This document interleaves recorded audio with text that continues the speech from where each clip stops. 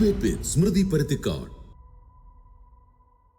PM Shri PMAY വിവാദങ്ങൾക്ക് പിന്നാലെ മുഖ്യ തെരഞ്ഞെടുപ്പ് ഓഫീസർ വിഷയത്തിലും ഊരാളുങ്കൽ മറുപടിയിലും ലീഗ് മന്ത്രിമാർ പ്രതിരോധത്തിലാവുകയാണ്. മോദിക്ക് അദാനി എന്ന പോലെയാണ് പിണറായിക്ക് ഊരാളുങ്കൽ എന്ന് പറഞ്ഞത് പ്രതിപക്ഷത്തായിരിക്കുമ്പോൾ KM ഷാജിയാണ്. കേരളത്തിന്റെ ഖജനാവ് കൊള്ളയടിക്കുന്ന സംവിധാനമാണ് ഊരാളുങ്കൽ എന്ന് VD സതീശൻ പറഞ്ഞത് 2023-ലാണ്. അഴിമതിയുടെ മർമ്മസ്ഥാനത്ത് ഊരാളുങ്കൽ എന്ന KC വേണുഗോപാൽ പറഞ്ഞിട്ട് മാസങ്ങളെ ആയിട്ടുള്ളൂ. പക്ഷേ ഇന്നിതാ ഭരണപക്ഷ MLA-മാരുടെ ചോദ്യങ്ങൾക്കുത്തരമായി മന്ത്രി PK ബഷീർ ഊരാളുങ്കലിന് ഗുഡ് സർട്ടിഫിക്കറ്റ് നൽകിയിരിക്കുന്നു. ഇതുവരെ ഊരാളുങ്കലിനെതിരെ പരാതിയിൽ ഇല്ല എന്ന് പറയുന്നു. കാസർഗോഡ് മുതൽ പാറശാല വരെ ഊരാളുങ്കൽ വേണ്ട സ്ഥിതിയാണെന്ന് പറയുന്നു. അപ്പുറത്ത് തെരഞ്ഞെടുപ്പ് കമ്മീഷനായി ശേഷാദ്രിനാഥിനെ തിരഞ്ഞെടുത്തതിനെതിരെ കോൺഗ്രസ് നേതാവ് PM നിയാസ് രംഗത്ത് വരുമ്പോൾ എതിർപ്പുമായി KM ഷാജി എത്തുകയാണ്. കുറിയും നിസ്കാരത്തഴമ്പും വർഗീയതയിൽപ്പെടുത്തരുതെന്ന് നിയാസിനെ ഓർമ്മപ്പെടുത്തുന്നു KM ഷാജി. പ്രതിപക്ഷത്തെ പ്രതികരണങ്ങൾക്ക് നേർവിരുദ്ധ പ്രതികരണങ്ങളുമായി ഭരണപക്ഷത്ത് എത്തുമ്പോൾ വല്ലാത്ത മാറ്റമോ എന്നതാണ് ചോദ്യം.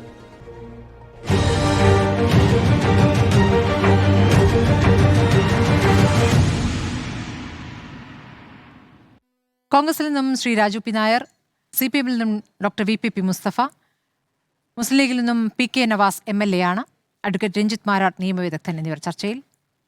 ആദ്യം ഞാൻ നവാസിലേക്കാണ് പോകുന്നത്. PK നവാസ്, ഇന്നിപ്പോൾ ലീഗ് മന്ത്രിമാർ നടത്തിയ പ്രതികരണങ്ങൾ ഇപ്പോൾ KM ഷാജിയുമായി ബന്ധപ്പെട്ട 2 ദിവസമായി വിവാദങ്ങൾ തുടരുന്നുണ്ട്. ഇതിപ്പോൾ കോൺഗ്രസും ലീഗും തമ്മിലുള്ള തർക്കത്തിൽ നിന്ന് തുടരാൻ തോന്നുന്നു. തെരഞ്ഞെടുപ്പ് കമ്മീഷനുമായി ബന്ധപ്പെട്ട് പരസ്യ പ്രതികരണത്തിലേക്ക് UDF നീങ്ങുന്നത് എന്തുകൊണ്ടാണ്? അല്ല സ്മൃതി, ഇപ്പോൾ നിങ്ങൾ പറഞ്ഞ വിവാദങ്ങൾ അതിൻ്റെ ഒരു മെറിറ്റ് നമ്മൾ പരിശോധിക്കണമല്ലോ. ഇപ്പോൾ നിങ്ങൾ ചോദിച്ച ചോദ്യം തിരഞ്ഞെടുപ്പ് കമ്മീഷനുമായി ബന്ധപ്പെട്ടാണ്. തിരഞ്ഞെടുപ്പ് കമ്മീഷൻ നിയമിക്കപ്പെട്ടിരിക്കുന്നു. അതിന് 2 തലത്തിൽ നമുക്ക് ചർച്ച ചെയ്യാം. ഒന്ന് നിയമപരമായി അതിനെ ചർച്ച ചെയ്യാം, 2 രാഷ്ട്രീയമായി ചർച്ച ചെയ്യാം. 2 തലത്തിൽ നോക്കാമല്ലോ. കേരളത്തിൻ്റെ രാഷ്ട്രീയ പ്രബുദ്ധത എന്ന് പറയുന്നത് നമ്മളെപ്പോഴും അങ്ങനെ പരിശോധിക്കാറുണ്ട്. അങ്ങനെ പരിശോധിച്ചാൽ രാജ്യത്തിൻ്റെ ഭരണഘടനയുടെ 243K വകുപ്പ് പ്രകാരമാണല്ലോ നമ്മൾ ഈ നിയമനം നടത്തിയത്. അതിലെന്തെങ്കിലും തെറ്റുള്ളതായി, എന്തെങ്കിലും പ്രശ്നമുള്ളതായി ഏതെങ്കിലും തരത്തിലുള്ള ആരോപണം ഉയർന്നിട്ടില്ല. അപ്പോൾ അത് ഭരണഘടനാപരമായി ആ എടുത്തുള്ള നടപടി 100% ശരിയാണ് എന്നതൊരു ഭാഗത്ത്. ഇനി രണ്ടാമത്തെ ഭാഗം അദ്ദേഹത്തിൻ്റെ രാഷ്ട്രീയവുമായി ബന്ധപ്പെട്ട ചർച്ചയാണ്. അതൊരു തെറ്റായ ചർച്ചയാണെന്ന അഭിപ്രായം എനിക്കില്ല. അത് ചർച്ച ചെയ്യപ്പെടേണ്ടതാണ്.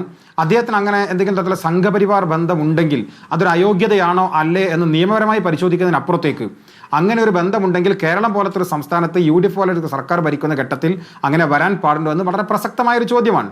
അതേ സ്മൃതി, ഞാൻ ചോദിക്കുന്നൊരു ചോദ്യം, ആരോപണം ഉന്നയിക്കപ്പെട്ടിരിക്കുന്നു. ബഹുമാനപ്പെട്ട മന്ത്രി തന്നെ പറഞ്ഞു പരിശോധിക്കപ്പെടാവുന്നതാണ്. നിലവിൽ നമുക്ക് മുൻപിൽ അത്തരം തെളിയിക്കപ്പെടുന്ന അല്ലെങ്കിൽ ഉറപ്പിക്കാവുന്ന ഏതെങ്കിലും തരത്തിലുള്ള പ്രീ ഇൻസിഡന്റ് അദ്ദേഹത്തിന്റെ ഭാഗത്തുനിന്ന് ഉണ്ടായിട്ടുണ്ടോ? ആ പരിശോധനയിലും ഞാൻ മനസ്സിലാക്കുന്നത് നിലവിൽ ഇല്ല എന്നാണ്. അങ്ങനെ രാജ്യത്തിൻ്റെ ഭരണഘടനാപരമായി നമ്മൾ 243K വകുപ്പ് പ്രകാരം ഒരാളെ നിയമിക്കപ്പെടുമ്പോൾ നിയമപരമായി തടസ്സമില്ല ഒരു ഭാഗത്ത്. 2, ഇദ്ദേഹത്തിൻ്റെ രാഷ്ട്രീയം സംഘപരിവാർ രാഷ്ട്രീയമാണ് എന്ന് പറയപ്പെടുന്നു. രാഷ്ട്രീയമായി പരിശോധന നടത്താം. ഇദ്ദേഹം സംഘപരിവാറുകാരനാണ് അല്ലെങ്കിൽ സംഘപരിവാർ രാഷ്ട്രീയമായി ഏതെങ്കിലും ഘട്ടത്തിൽ അങ്ങനെ ചേർന്ന് നിന്നയാളാണ് എന്നതിന് നിലവിൽ ഇപ്പോഴോ മുൻപെപ്പോഴെങ്കിലോ ഒരു പ്രീ ഇൻസിഡന്റ് ചൂണ്ടിക്കാണിക്കാനും ഇല്ലാത്തൊരു ഘട്ടത്തിൽ അതെങ്ങനെയാണ് വിവാദമാവുക? അപ്പോൾ സ്വാഭാവികമായി നിങ്ങളുടെ ചോദ്യം PM നിയാസ് ഉന്നയിക്കപ്പെട്ടിട്ടുള്ള ആരോപണം, അദ്ദേഹം KPCCയുടെ ജനറൽ സെക്രട്ടറിയാണ്, ഞങ്ങളുടെ മുന്നണിയുടെ ഒരു ഭാഗമാണ്. അദ്ദേഹത്തിന് അങ്ങനെ ഒരു ആരോപണം ഉണ്ട്, പരിശോധിക്കപ്പെടേണ്ടതാണ്, അത് പരിശോധിക്കപ്പെടാവുന്നതുമാണ്.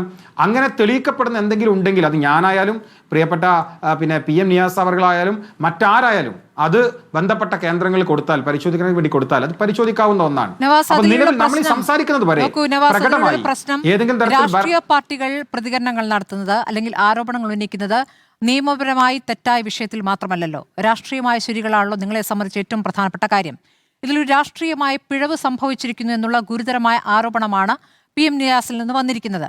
അപ്പോൾ ഇതൊരു രാഷ്ട്രീയമായ തെറ്റല്ല എന്ന് ആവർത്തിച്ച് വാദിക്കുന്നത് ലീഗിലെ പ്രധാനപ്പെട്ട നേതാവും മന്ത്രിയുമായ KM ഷാജിയാണ്.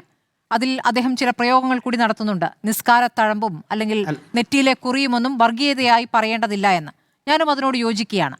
പക്ഷേ ഈ നിസ്കാരത്തഴമ്പും നെറ്റിയിലെ കുറിയും മാത്രമാണോ വിഷയമായിട്ടുള്ളത് എന്നുള്ള പരിശോധന നടന്നിട്ടുണ്ടോ എന്ന ചോദ്യമല്ലോ. പരിശോധന നടത്തിയിട്ടുണ്ടോ? ആ ചോദ്യം ചോദിക്കുന്നത് UDF-ൽ നിന്നാണ്, പുറത്തു നിന്നല്ല, പ്രതിപക്ഷത്തു നിന്നല്ല. നവാസ്, ആ ഒരു വ്യത്യാസമുണ്ട്. അല്ല, ആ ചോദ്യം തീർച്ചയായും സ്മൃതി, ഞാൻ ആ ചോദ്യത്തെ തെറ്റായി കാണുന്നില്ല. അങ്ങനെ ചോദിക്കാനുള്ള സ്വാതന്ത്ര്യവും ജനാധിപത്യ ബോധവും ഞങ്ങൾ വെച്ചു കൊടുക്കുന്ന സംഘടനയാണ് UDF-ഉം ലീഗും കോൺഗ്രസും ഒക്കെ. എൻ്റെ ചോദ്യം ഇത്രയേ ഉള്ളൂ സ്മൃതി, നിങ്ങൾ പറഞ്ഞ വളരെ കറക്റ്റാണ്. നമ്മൾ കേരളത്തിൽ പ്രത്യേകിച്ച് നമ്മൾ ഭരണഘടനാപരമായ അതിൻ്റെ നിയമനങ്ങൾ മാത്രമല്ല രാഷ്ട്രീയവും പരിശോധിക്കാറുണ്ട്.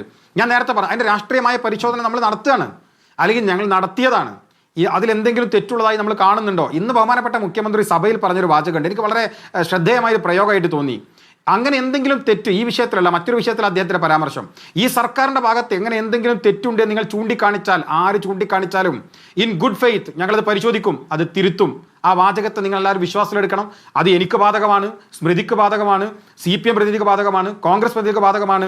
അത് നമുക്ക് പറയാൻ വേണ്ടി കഴിയണം. നിലവിൽ ഞാൻ ഈ സംസാരിക്കുന്ന നിമിഷം വരെ ഞാൻ ഇന്ന് LSTD മിനിസ്റ്റർ ഓഫീസുമായി ബന്ധപ്പെട്ട് സംസാരിച്ചു.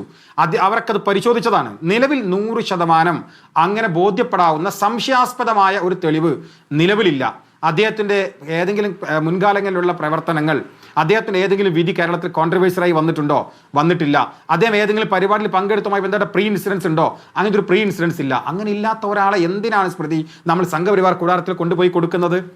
അപ്പോൾ അങ്ങനെ സംശയമുള്ള ആളുകൾക്ക് അത് പറയാം, ആ തെളിവുകൾ നമുക്ക് മുന്നോട്ട് വെക്കാം. അത് ശരിയാണെന്ന് ബോധ്യപ്പെട്ടാൽ എല്ലാവരും, ഇപ്പോൾ ഉള്ളിനകത്ത് സംഘപരിവാർ ചിന്തയുള്ളവരും പുറത്ത് ജനാധിപത്യം കാണിക്കുന്നവരൊക്കെ ഏറ്റവും കൂടുതലുള്ള കപടമായ അത്തരം ജനാധിപത്യം കാണിക്കുന്ന ആളുകളൊക്കെ ഒരു കാലമാണ്. അപ്പോൾ എനിക്ക് വ്യക്തിപരമായി അങ്ങനെ അദ്ദേഹത്തിന് അങ്ങനെ സംഘപരിവാർ ബന്ധമുണ്ടെന്ന് തോന്നിയാൽ അതെനിക്ക് ബഹുമാനപ്പെട്ട മുഖ്യമന്ത്രിയെയോ അല്ലെങ്കിൽ വകുപ്പ് മന്ത്രിയെയോ ബോധ്യപ്പെടുത്താൻ ഞങ്ങൾക്ക് സാധ്യമാവും. അങ്ങനെയുണ്ടെങ്കിൽ അത് ബോധ്യപ്പെടുത്താം, അങ്ങനെയുണ്ടെങ്കിൽ നമുക്ക് ആർക്കും ഇതിൽ വാശിയില്ല. പക്ഷേ ഒരു ജനാധിപത്യ പ്രവർത്തനം നടത്തുന്ന ഒരാളെ അങ്ങനെ സംഘപരിവാർ ചാപ്പ കുത്തേണ്ടതില്ല എന്നതാണ്. അടച്ചിട്ട മുറിയിൽ നിങ്ങൾ UDF-നകത്ത് നിങ്ങൾ തമ്മിൽ പരസ്പരം ചർച്ച ചെയ്യേണ്ട വിഷയം പുറത്താണ് അലക്കുന്നത് എന്നുള്ളതാണ്. പുറത്ത് UDF-ൽ നിന്നും കോൺഗ്രസിൽ നിന്നും ലീഗ് മന്ത്രിക്കെതിരെ പറയുന്നു എന്നുള്ളതാണ്. ലീഗ് മന്ത്രിക്കെതിരെയാണോ മുഖ്യമന്ത്രിക്കെതിരെയാണോ എന്നുള്ളതും ചോദ്യമാണ്. ഞാൻ ചോദ്യം ചോദിക്കാം, കോൺഗ്രസിലേക്കാണല്ലോ ചോദ്യം പോകേണ്ടത്. ശ്രീ രാജു പി നായർ, PM നിയാസ് ഉന്നയിച്ചിരിക്കുന്ന ആരോപണത്തോട് പാർട്ടി യോജിക്കുന്നുണ്ടോ, അതോ അദ്ദേഹത്തിന്റെ വ്യക്തിപരമായ ഒരു ആരോപണമായിട്ടാണോ അതിനെ കാണുന്നത്? അദ്ദേഹം ആഭ്യന്തരമന്ത്രിക്ക് പരാതി നൽകുമെന്നാണ് പറഞ്ഞത്. ഞാൻ മനസ്സിലാക്കുന്ന അനുസരിച്ചാണെങ്കിൽ ഈ തെരഞ്ഞെടുപ്പ് കമ്മീഷനെ നിയോഗിക്കുന്നതിൽ മുഖ്യമന്ത്രിയാണ്, നിയമമന്ത്രിയാണ് അതിൽ തീരുമാനമെടുക്കേണ്ടത്. ആഭ്യന്തരമന്ത്രിക്ക് പരാതി നൽകുമെന്നാണ് അദ്ദേഹം പറഞ്ഞിരിക്കുന്നത്. അല്ല, പാർട്ടിക്ക് അത്തരത്തിലുള്ള നിലപാടുണ്ടെങ്കിൽ പാർട്ടി പ്രസിഡന്റ് പറയുമല്ലോ. അങ്ങനെയല്ല, അദ്ദേഹം ഒരു വ്യക്തിപരമായിട്ടുള്ള ഒരു ലെവലിൽ നിന്നൊരു പരാതി, വ്യക്തിപരമൊന്നുമല്ല സംഘടനാപരം തന്നെയാണല്ലോ. KPCC ജനറൽ സെക്രട്ടറി KPCCക്ക് പരാതി കൊടുത്തിട്ടുണ്ടെങ്കിൽ തീർച്ചയായിട്ടും KPCC അല്ലെങ്കിൽ ആഭ്യന്തരമന്ത്രിയോ മുഖ്യമന്ത്രിയാണെങ്കിൽ മുഖ്യമന്ത്രി ആരാണെങ്കിലും ആ പരാതി പരിശോധിക്കുക, അത്രേ ഉള്ളൂ. പക്ഷേ നമ്മളുടെ മുന്നിൽ ഇവിടെ ശ്രീ നവാസ് പറഞ്ഞ പോലെ ഇപ്പോൾ സ്മൃതി നിങ്ങളെല്ലാം ഇത്തരത്തിലുള്ള വിഷയം വന്നാൽ അതിൻ്റെ ആഴങ്ങളിലേക്ക് പോയിട്ട് എന്തെങ്കിലും ഒരു വസ്തുത കണ്ടെത്താനോ, അല്ലെങ്കിൽ ചിലപ്പോൾ ഞാൻ സ്മൃതിയെ ഉദ്ദേശിച്ച് പറയുന്നില്ല, പക്ഷെ പലപ്പോഴും വസ്തുതകൾ തെറ്റിദ്ധരിപ്പിക്കാത്ത രീതിയിൽ അവതരിപ്പിക്കാൻ ശ്രമിക്കാറുള്ളവരാണ്. എവിടെയെങ്കിലും നിങ്ങൾക്ക് ഇദ്ദേഹത്തെക്കുറിച്ച് അത്തരത്തിലൊരു ആരോപണം നമുക്ക് തെളിയിക്കുന്ന രീതിയിൽ അദ്ദേഹത്തിൻ്റെ ഏതെങ്കിലും ലേഖനമോ അല്ലെങ്കിൽ ഏതെങ്കിലും മറ്റ് പ്രവർത്തനങ്ങളോ അങ്ങനെ എന്തെങ്കിലും നമുക്ക് കണ്ടതായിട്ട് അറിവില്ല, എനിക്കറിയില്ല. ഒരുപക്ഷെ ആരോപണങ്ങൾ ഉന്നയിക്കുന്നവർക്കുണ്ടെങ്കിൽ അത് കൊടുക്കട്ടെ, കൊടുത്തതിന് ശേഷം. പിന്നെ ഞങ്ങൾ അത്ര വലിയൊരു സ്മൃതി ഇരുമ്പ് മറയ്ക്കകത്ത് പ്രവർത്തിക്കുന്നൊരു മുന്നണി അല്ലല്ലോ. ഇതിനകത്തൊക്കെ പലർക്കും അഭിപ്രായം പറയാനുള്ള സാധ്യതകളുണ്ട്. ആ അഭിപ്രായം ചിലപ്പോൾ പുറത്തു പറയും, ഇതെല്ലാം ഉണ്ടാവും. ഞങ്ങൾ കഴിഞ്ഞ 10 വർഷം സർവാധിപത്യത്തിലേക്ക് ഒരു പാർട്ടിയും സർക്കാരും പോയതിൻ്റെ ദുരന്തമാണ് കേരളം അനുഭവിച്ചത്. എന്തു പറഞ്ഞാലും അതിനെല്ലാം ഒരു ഇരുമ്പ് മറയ്ക്കകത്ത് നിന്നുകൊണ്ട് മറ്റൊരു വാക്ക് പറയാൻ ഒരാൾക്കും അവകാശവും സ്വാതന്ത്ര്യവുമില്ലാതെ അങ്ങനെ പറയുന്നവർ കായികമായി ആക്രമിക്കപ്പെടുന്ന രീതിയിലുള്ളൊരു രാഷ്ട്രീയ അന്തരീക്ഷം കേരളത്തിൽ ഉണ്ടായതുകൊണ്ടാണ് കേരളം ഇപ്പോൾ ഇവർ 35-ലേക്ക് എത്തി എന്നുള്ളത് മാത്രമല്ല വിഷയം, മറിച്ച് കേരളത്തിൽ തന്നെ വലിയ ദോഷങ്ങളുണ്ടായത്. അപ്പോൾ ഞങ്ങൾ ഇപ്പോൾ അത്യാവശ്യം നിങ്ങൾ കുറച്ചൊക്കെ ചർച്ച ചെയ്യും അല്ലെങ്കിൽ അത്തരത്തിലുള്ള രീതിയിലൊക്കെ പോകും എന്നുള്ളത് കൊണ്ട് ഞങ്ങളുടെ സ്വാതന്ത്ര്യം ഞങ്ങൾ ഇല്ലാതെയാക്കാൻ ആഗ്രഹിക്കുന്നില്ല. ചിലപ്പോൾ അത്യാവശ്യം എവിടെയെങ്കിലൊക്കെ ചില അഭിപ്രായ വ്യത്യാസങ്ങളുണ്ടെങ്കിൽ അതൊക്കെ ചിലപ്പോൾ പുറത്തു വരും, ഒരു സംശയം വേണ്ട, അതൊക്കെ പുറത്തു വരും. നിങ്ങൾ CPM-നോട് അത്തരത്തിലുള്ള അഭിപ്രായ വ്യത്യാസം ഉണ്ടോ എന്ന് ചോദിച്ചാൽ അതില്ല എന്നൊക്കെ പറഞ്ഞിട്ടുള്ള കള്ളത്തരവും പറയില്ല. അങ്ങനെ ഒരു അഭിപ്രായ വ്യത്യാസം ഉണ്ടെങ്കിൽ അതും കേരളം ചർച്ച ചെയ്യട്ടെ. അതിനുശേഷം തിരുത്തേണ്ടതാണെങ്കിൽ തിരുത്തും. ഇവിടെ നേരത്തെ സൂചിപ്പിച്ച പോലെ തന്നെ ഇപ്പോൾ ഗവൺമെൻറ് പ്ലീഡറെ വെച്ചപ്പോഴത്തേക്ക് ശ്രീ പ്രദീപിൻ്റെ നിയമനത്തിൽ ഒരു തെറ്റ് സംഭവിച്ചു എന്ന് സർക്കാരിന് ബോധ്യപ്പെട്ടു, സർക്കാർ അത് തിരുത്തി. അപ്പം അങ്ങനെ തെറ്റു വന്നാൽ തിരുത്താൻ കഴിവുള്ള അല്ലെങ്കിൽ മനസ്സുള്ള ഒരു സർക്കാരുമാണ്. പക്ഷേ ഇപ്പോൾ വെച്ചിരിക്കുന്ന ഉത്തമമായ ബോധ്യം, ആ ബോധ്യത്തിൽ എന്തെങ്കിലും പിശക് പറ്റിയത് പാർട്ടിക്കോ സർക്കാരിനോ ബോധ്യപ്പെടുകയാണെങ്കിൽ അത് തിരുത്തപ്പെടും. ശ്രീ രാജു പി നായർ, ഈ തിരുത്തും എന്ന് പറയുമ്പോൾ അതൊരു നല്ല സമീപനമാണ് എന്ന കാര്യം സമ്മതിക്കുന്നു. പക്ഷേ ഈ തിരുത്തൽ മാത്രമേ ഉള്ളൂ എന്ന് വന്നാൽ അതിനെ എങ്ങനെയാണ് കാണേണ്ടി വരിക? അപ്പോൾ പ്രതിപക്ഷം പറയുകയാണ് എല്ലാത്തിലും U-ടേൺ അടിക്കുകയാണ്. എത്ര വിഷയങ്ങളിലാണ് തീരുമാനങ്ങൾ എടുത്ത ശേഷം U-ടേൺ അടിക്കേണ്ടി വരുന്നത്? അപ്പോൾ തീരുമാനങ്ങൾ ഏത് തലത്തിലാണ് എടുക്കപ്പെടുന്നത്? എന്ത് കൂടിയാലോചനകൾ നടക്കുന്നു? എന്ത് തരത്തിലുള്ള പരിശോധന നടക്കുന്നു എന്നുള്ള ചോദ്യം നിങ്ങളെ തേടി വരും. ഇപ്പോൾ ഈ ശേഷാദ്രിനാഥുമായി ബന്ധപ്പെട്ടും അല്ല, ഈ നേരത്തെ സ്പെഷ്യൽ പ്ലീഡറുടെ നിയമനത്തിലും ആ തരത്തിലാണല്ലോ. അതിപ്പോൾ നമുക്ക് കണ്ടുപിടിക്കാൻ പറ്റില്ലല്ലോ എന്ന് പറയുമ്പോൾ അത് മുഖ്യമന്ത്രിയാണ് പറഞ്ഞത്, എങ്ങനെ ഏതൊക്കെ കേസുകൾ വാദിച്ചു എന്ന് കണ്ടുപിടിക്കാൻ പറ്റില്ലല്ലോ എന്ന്. പക്ഷെ ഒരുപക്ഷെ അത് ഒന്ന് പരിശോധിച്ചിരുന്നെങ്കിൽ, ഒന്ന് അന്വേഷിച്ചിരുന്നെങ്കിൽ വളരെ വേഗം കണ്ടുപിടിക്കാൻ പറ്റുമായിരുന്നു. കാരണം ഇത് വളരെ പഴയ കേസൊന്നുമല്ലല്ലോ. അല്ലല്ല, നോക്കൂ, ഈ യു ടേൺ എന്നൊക്കെ പറയുന്നതും അല്ലെങ്കിൽ 1000 തീരുമാനങ്ങൾക്കിടയ്ക്ക് ഒരു തീരുമാനത്തിൽ പിഴവ് സംഭവിച്ചാൽ അത് തിരുത്തുന്നതിനൊക്കെ വലിയ രീതി, ഞാൻ പറഞ്ഞു, ഇതൊരു രാഷ്ട്രീയ ഒരു ചെളിവാരിയെറിയലിന് തുല്യമാണ്. കഴിഞ്ഞ 10 വർഷം സംഭവിച്ചത് എന്താ? ഇപ്പോൾ നമ്മുടെ ചർച്ചകളിലിരുന്ന് VPP മുസ്തഫയെ പോലെ അല്ലെങ്കിൽ മറ്റു പല CPM പ്രതിനിധികൾക്കും നേരത്തെ എടുത്ത തീരുമാനങ്ങൾ തെറ്റായിപ്പോയതെന്ന് അറിയുന്ന വരുന്ന അവസ്ഥയുണ്ടല്ലോ, വാദിക്കുന്നുണ്ടല്ലോ. ഇപ്പം ബിനോയ് വിശ്വം പുറത്തു പറയുന്നുണ്ട്, MA ബേബി പറഞ്ഞു, അതുപോലെ തന്നെ തോമസ് ഐസക് പറയുന്നു ഉണ്ടല്ലോ. ഇത് ഇവരുടെ കാലത്ത് ഞങ്ങൾ ചൂണ്ടിക്കാണിച്ചപ്പോൾ അതൊന്നും തെറ്റല്ല എന്ന് ഈ നേരത്തെ സൂചിപ്പിച്ച പോലെ വലിയ വാദം ഉന്നയിച്ചവരാണ്. എന്താണ് പ്രശ്നം? എന്താ? മനസ്ഥിതിയിലായത്. കാരണം തെറ്റ് ചൂണ്ടിക്കാണിച്ചപ്പോൾ അത് പരിശോധിക്കാനോ ആ തെറ്റ് തിരുത്താനോ തയ്യാറായില്ല. ഞങ്ങൾ എടുക്കുന്ന തീരുമാനങ്ങളിൽ എവിടെയെങ്കിലും ഒരു പിശകുണ്ട് എന്ന് പറഞ്ഞാൽ ഞങ്ങൾ തുറന്ന മനസ്സോടുകൂടി അത് പരിശോധിക്കുകയല്ലേ. അല്ലാണ്ട് ഞാൻ ചോദിക്കട്ടെ, ഇപ്പോൾ VK പ്രദീപിൻ്റെ നിയമനം ഞങ്ങൾ ഒരു തീരുമാനമെടുത്തത് പിൻവലിച്ചാൽ ഞങ്ങൾക്ക് വലിയ എന്തോ മാനക്കേടാവും എന്നുള്ളൊരു ദുരഭിമാനത്തിൻ്റെ പേരിൽ ഞങ്ങളെല്ലാം വന്നങ്ങ് ന്യായീകരിച്ചോ? ഇല്ല. ഞങ്ങളുടെ ആൾക്കാർ തന്നെ പറഞ്ഞു അവിടെ പരിശോധിക്കേണ്ടതുണ്ട്, പരിശോധിച്ചു. ആ പരിശോധിച്ചാൽ തെറ്റ് വന്നാൽ തിരുത്തി. ഇല്ലേ? ഒരു ഗവൺമെൻറ് എന്ന് പറയുന്ന ഒരു തീരുമാനം എടുക്കുന്നതും പിക്ചർ പെർഫെക്റ്റ് ആവില്ലല്ലോ. എവിടെയെങ്കിലും ഒരു പ്രശ്നമുണ്ടെങ്കിൽ അത് ഇപ്പോൾ കേരളത്തിലേക്ക് ഏറ്റവും സുന്ദരമായ ഒരു ബജറ്റ് അവതരിപ്പിച്ചു. ആ ബജറ്റിനകത്തുള്ള പ്രപ്പോസൽസ് എല്ലാം എത്ര മനോഹരമായ, ഈ കേരളത്തിൻ്റെ ഭാവി കേരളത്തെ സംബന്ധിച്ച് സ്വപ്നങ്ങളുള്ള വലിയ പ്രതീക്ഷകളുള്ള ബജറ്റാണ്. അതിനകത്ത് ഒരു വിഷയം മാത്രം എടുത്ത് ആ ബജറ്റ് മുഴുവൻ തെറ്റാണ് എന്ന് വാദിക്കുന്നത് പ്രതിപക്ഷത്തിന്റെ രാഷ്ട്രീയമാണ്. പ്രതിപക്ഷം മാത്രമാണോ പറഞ്ഞത് ശ്രീ രാജു പി നായർ? ഇതിൽ പ്രശ്നം നിങ്ങളുടെ പാർട്ടിക്കകത്ത് നിന്നും നിങ്ങളുടെ മുന്നണിക്കകത്ത് നിന്ന് തന്നെയാണ് എതിർ ശബ്ദങ്ങൾ വരുന്നത്. പ്രതിപക്ഷത്തിന് പ്രത്യേകിച്ച് ജോലിയില്ല. അല്ല സ്മൃതി, പ്രതിപക്ഷം എന്ന് പറയുമ്പോൾ ഏതെങ്കിലും ഒരു പക്ഷത്തിനെതിരെ നിൽക്കുന്നവർ എന്നൊരർത്ഥം കൂടിയുണ്ട്. അത് ചിലപ്പോൾ പാർട്ടികളായിക്കോണമെന്നില്ല. ഒരു പക്ഷത്തിന് എതിരായിട്ട് നിൽക്കുന്നവരൊക്കെ പ്രതിപക്ഷമാണ്. അപ്പോൾ അങ്ങനെ എടുത്താൽ മതി. പ്രതിപക്ഷം എന്നുള്ളത് പാർട്ടിക്ക് മുന്നണിക്കകത്ത് പ്രതിപക്ഷം ഉണ്ട്, തീർച്ചയായും എല്ലാ സമയത്തും തുടരുന്ന പ്രതിപക്ഷം. നോക്കൂ പോസിറ്റീവായി കാണണം സ്മൃതി. സ്മൃതി 10 സെക്കൻഡ് ഞാൻ പറയാം. ഞാൻ ആ സ്വാതന്ത്ര്യം ഉപയോഗിച്ചിട്ടുള്ള ഒരാളാണ്. ഞാൻ ഹർത്താലിനെതിരെ വലിയ മുന്നേറ്റം നടത്തിയിട്ടുള്ള ഒരാളാണ്, പ്രചരണം നടത്തിയിട്ടുള്ള ആളാണ്. എൻ്റെ പാർട്ടി ഹർത്താൽ വിളിച്ചപ്പോൾ ഞാൻ ആ ഹർത്താലിനെതിരായിട്ട് രംഗത്തിറങ്ങിയ ആളാണ്. അന്നത്തെ ആഭ്യന്തരമന്ത്രിയായിരിക്കുന്ന നേതാവ് ഉൾപ്പെടെ അതിനെ സംബന്ധിച്ച് പറഞ്ഞത് അയാൾക്ക് വ്യക്തമായ ഒരു അഭിപ്രായമുണ്ട്. അയാൾ അഭിപ്രായത്തിന് വേണ്ടി വർഷങ്ങളായിട്ട് ക്യാമ്പയിൻ ചെയ്യുന്ന ഒരാളാണ്. അപ്പോൾ എനിക്ക് ഹർത്താലിനെതിരാണെങ്കിൽ എൻ്റെ പാർട്ടി ഹർത്താൽ പ്രഖ്യാപിച്ചാൽ അതിൽ വിയോജിക്കാനുള്ള അവകാശം എനിക്കുണ്ടെന്നുള്ളത് എത്രമാത്രം മനോഹരമായ ജനാധിപത്യമാണ്. VPP മുസ്തഫയ്ക്ക് നാളെ ഹർത്താൽ നടത്തിക്കഴിഞ്ഞാൽ അദ്ദേഹത്തിന് എതിരഭിപ്രായം ഉണ്ടെങ്കിൽ ഇറങ്ങാൻ പറ്റുമോ? ഇറങ്ങാൻ പറ്റില്ല.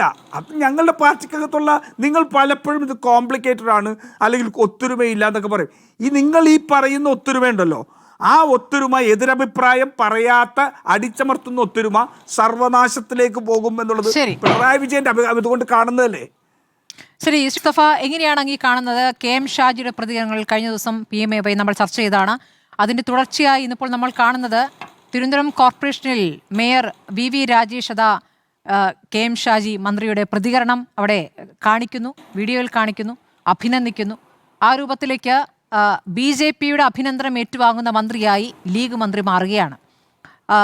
ഇവിടെ AK ബാലൻ നടത്തിയ പ്രതികരണത്തോട് KM ഷാജി പറഞ്ഞത്, ഒന്നുകിൽ നിങ്ങൾ എന്നെ മുസ്ലിം തീവ്രവാദിയായി കാണുക, അല്ലെങ്കിൽ നിങ്ങൾ എന്നെ RSSന്റെ ആളായി കാണുക, ഏതെങ്കിലും ഒന്നിൽ നിൽക്കൂ എന്നാണ്.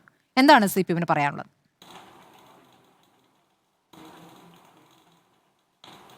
അല്ല, ഞങ്ങൾ ഈ ഗവൺമെന്റിന് മാർക്കിടാനോ ഇതിലെ മന്ത്രിമാരുടെ പെർഫോമൻസിനൊക്കെ ഇപ്പം തന്നെ എന്തെങ്കിലും ഒരു വിധിയെടുത്ത് നടത്താനോ ഒന്നും ഞങ്ങൾ പുറപ്പെട്ടിട്ടില്ലല്ലോ. ഞങ്ങളൊരു ക്രിയാത്മക പ്രതിപക്ഷമായിരിക്കും. ഇത് തുടക്കം മുതൽ ഞങ്ങൾ എടുത്തു. 2021 കേരളത്തിൽ UDF തോറ്റു, വമ്പൻ തോൽവിയായിരുന്നു. ഇപ്പം ഞങ്ങൾക്കുണ്ടായതുപോലെ ഈ 2026 തെരഞ്ഞെടുപ്പിൽ LDFനുണ്ടായതുപോലെ വമ്പിച്ച തോൽവിയാണ് അന്ന് UDFനുണ്ടായത്. UDFന്റെ പ്രമുഖമായ മണ്ഡലങ്ങളിൽ അവർ തോറ്റു. ഞങ്ങൾ ജയിച്ച മണ്ഡലങ്ങളിലെല്ലാം ഇത്തവണ UDFന് കിട്ടിയതുപോലെ 10,000-കണക്കിന് വോട്ടിന്റെ ഭൂരിപക്ഷമാണ് ഞങ്ങൾക്ക് അന്നുണ്ടായത്. ഏത് പാർട്ടിയുടെ ഏകാധിപത്യ പ്രവണത കൊണ്ടാണ്, UDFലെ ഏത് നേതാവിന്റെ ഏകാധിപത്യ പ്രവണത കൊണ്ടാണ് 2021 തെരഞ്ഞെടുപ്പിൽ UDF അങ്ങനെ തോറ്റുപോയത്? കോൺഗ്രസും ലീഗുമെല്ലാം തോറ്റുപോയത്. ഇവിടെ ഇപ്പോൾ രാജു പി നായർ പറഞ്ഞ അങ്ങനെയാണല്ലോ, CPMൽ എന്തോ അഭിപ്രായ സ്വാതന്ത്ര്യമൊന്നുമില്ല, അതിലെന്തോ പിണറായി വിജയന്റെ ഏകാധിപത്യമാണ്, അതുകൊണ്ടാണ് വലിയ തോൽവി. അങ്ങനെയാണെങ്കിൽ സാർ നിങ്ങൾ പറയൂ, 2021 നിങ്ങൾ തോറ്റത് ഉമ്മൻചാണ്ടിയുടെ ഏകാധിപത്യ പ്രവണത കൊണ്ടാണോ? അല്ലെങ്കിൽ 2016 മുതൽ 21 വരെ നയിച്ച പ്രതിപക്ഷ നേതാവ് ചെന്നിത്തല അങ്ങേയറ്റം സ്വേച്ഛാധിപതിയായിട്ട് പെരുമാറിയത് കൊണ്ടാണോ? അന്ന് നിങ്ങളുടെ കോൺഗ്രസിൽ ജനാധിപത്യം ഇല്ലാത്തത് കൊണ്ടാണോ? അന്ന് മുസ്ലിം ലീഗിൽ ജനാധിപത്യം ഇല്ലാത്തത് കൊണ്ടാണോ? ഇതുപോലെ എതിരഭിപ്രായം പറയാൻ അന്ന് സ്വാതന്ത്ര്യം ഇല്ലാത്തത് കൊണ്ടാണോ 2021 നിങ്ങളുടെ പാർട്ടികൾ ദയനീയമായി പരാജയപ്പെട്ടത്?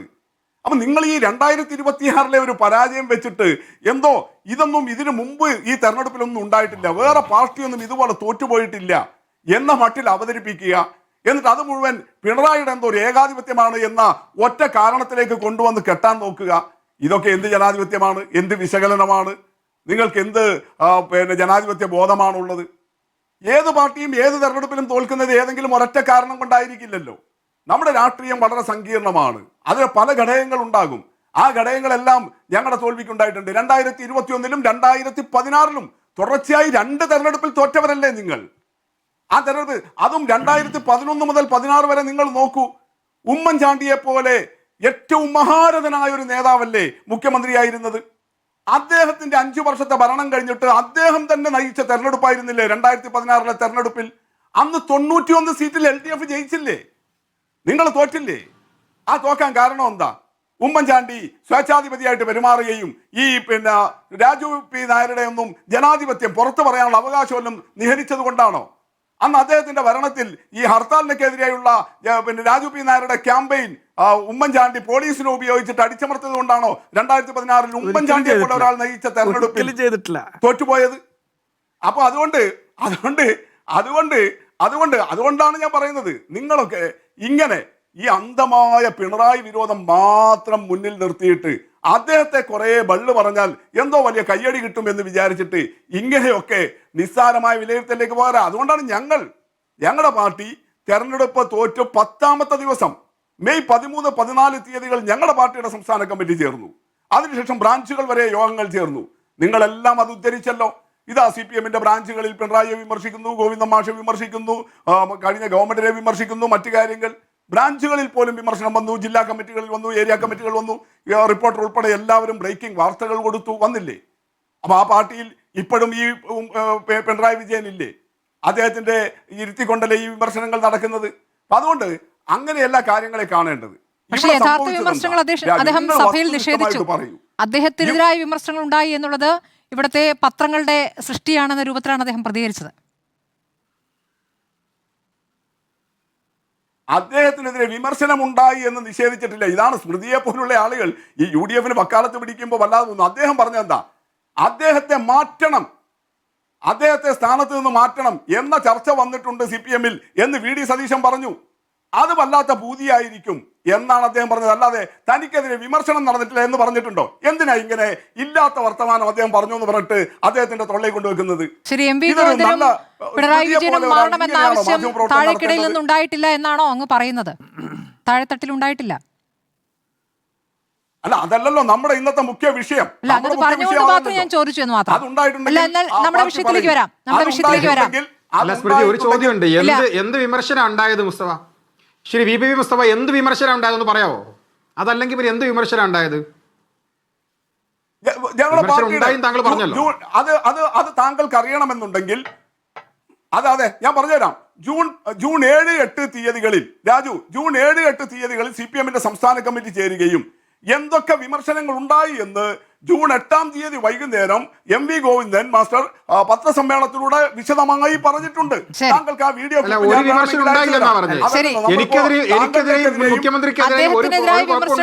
അദ്ദേഹം തന്നെ പറഞ്ഞിട്ടുണ്ട്. വീട്ടിൽ നിന്നുണ്ടായ വിമർശനങ്ങൾ അടക്കാൻ അദ്ദേഹം പറഞ്ഞിട്ടുണ്ട്. അത് പോട്ടെ, നമ്മുടെ വിഷയം അതല്ലല്ലോ. ശ്രീ VPP മുസ്തഫ, ഇപ്പോൾ ഈ തെരഞ്ഞെടുപ്പ് കമ്മീഷന്റെ നിയമനവുമായി ബന്ധപ്പെട്ട് കോൺഗ്രസും ലീഗും നടത്തിയിരിക്കുന്ന 2 പ്രതികരണങ്ങളാണല്ലോ നമ്മുടെ മുന്നിലുള്ളത്. CPM-ന്റെ അഭിപ്രായം എന്താണ്? ഇതിൽ ഏതെങ്കിലും ഒരു അഭിപ്രായത്തോട് യോജിച്ചല്ലേ പറ്റൂ? കാരണം അത് അവരുടെ സ്വകാര്യ വിഷയമല്ലല്ലോ. അല്ല, അതാണ് നമ്മൾ ആലോചിക്കേണ്ടത്.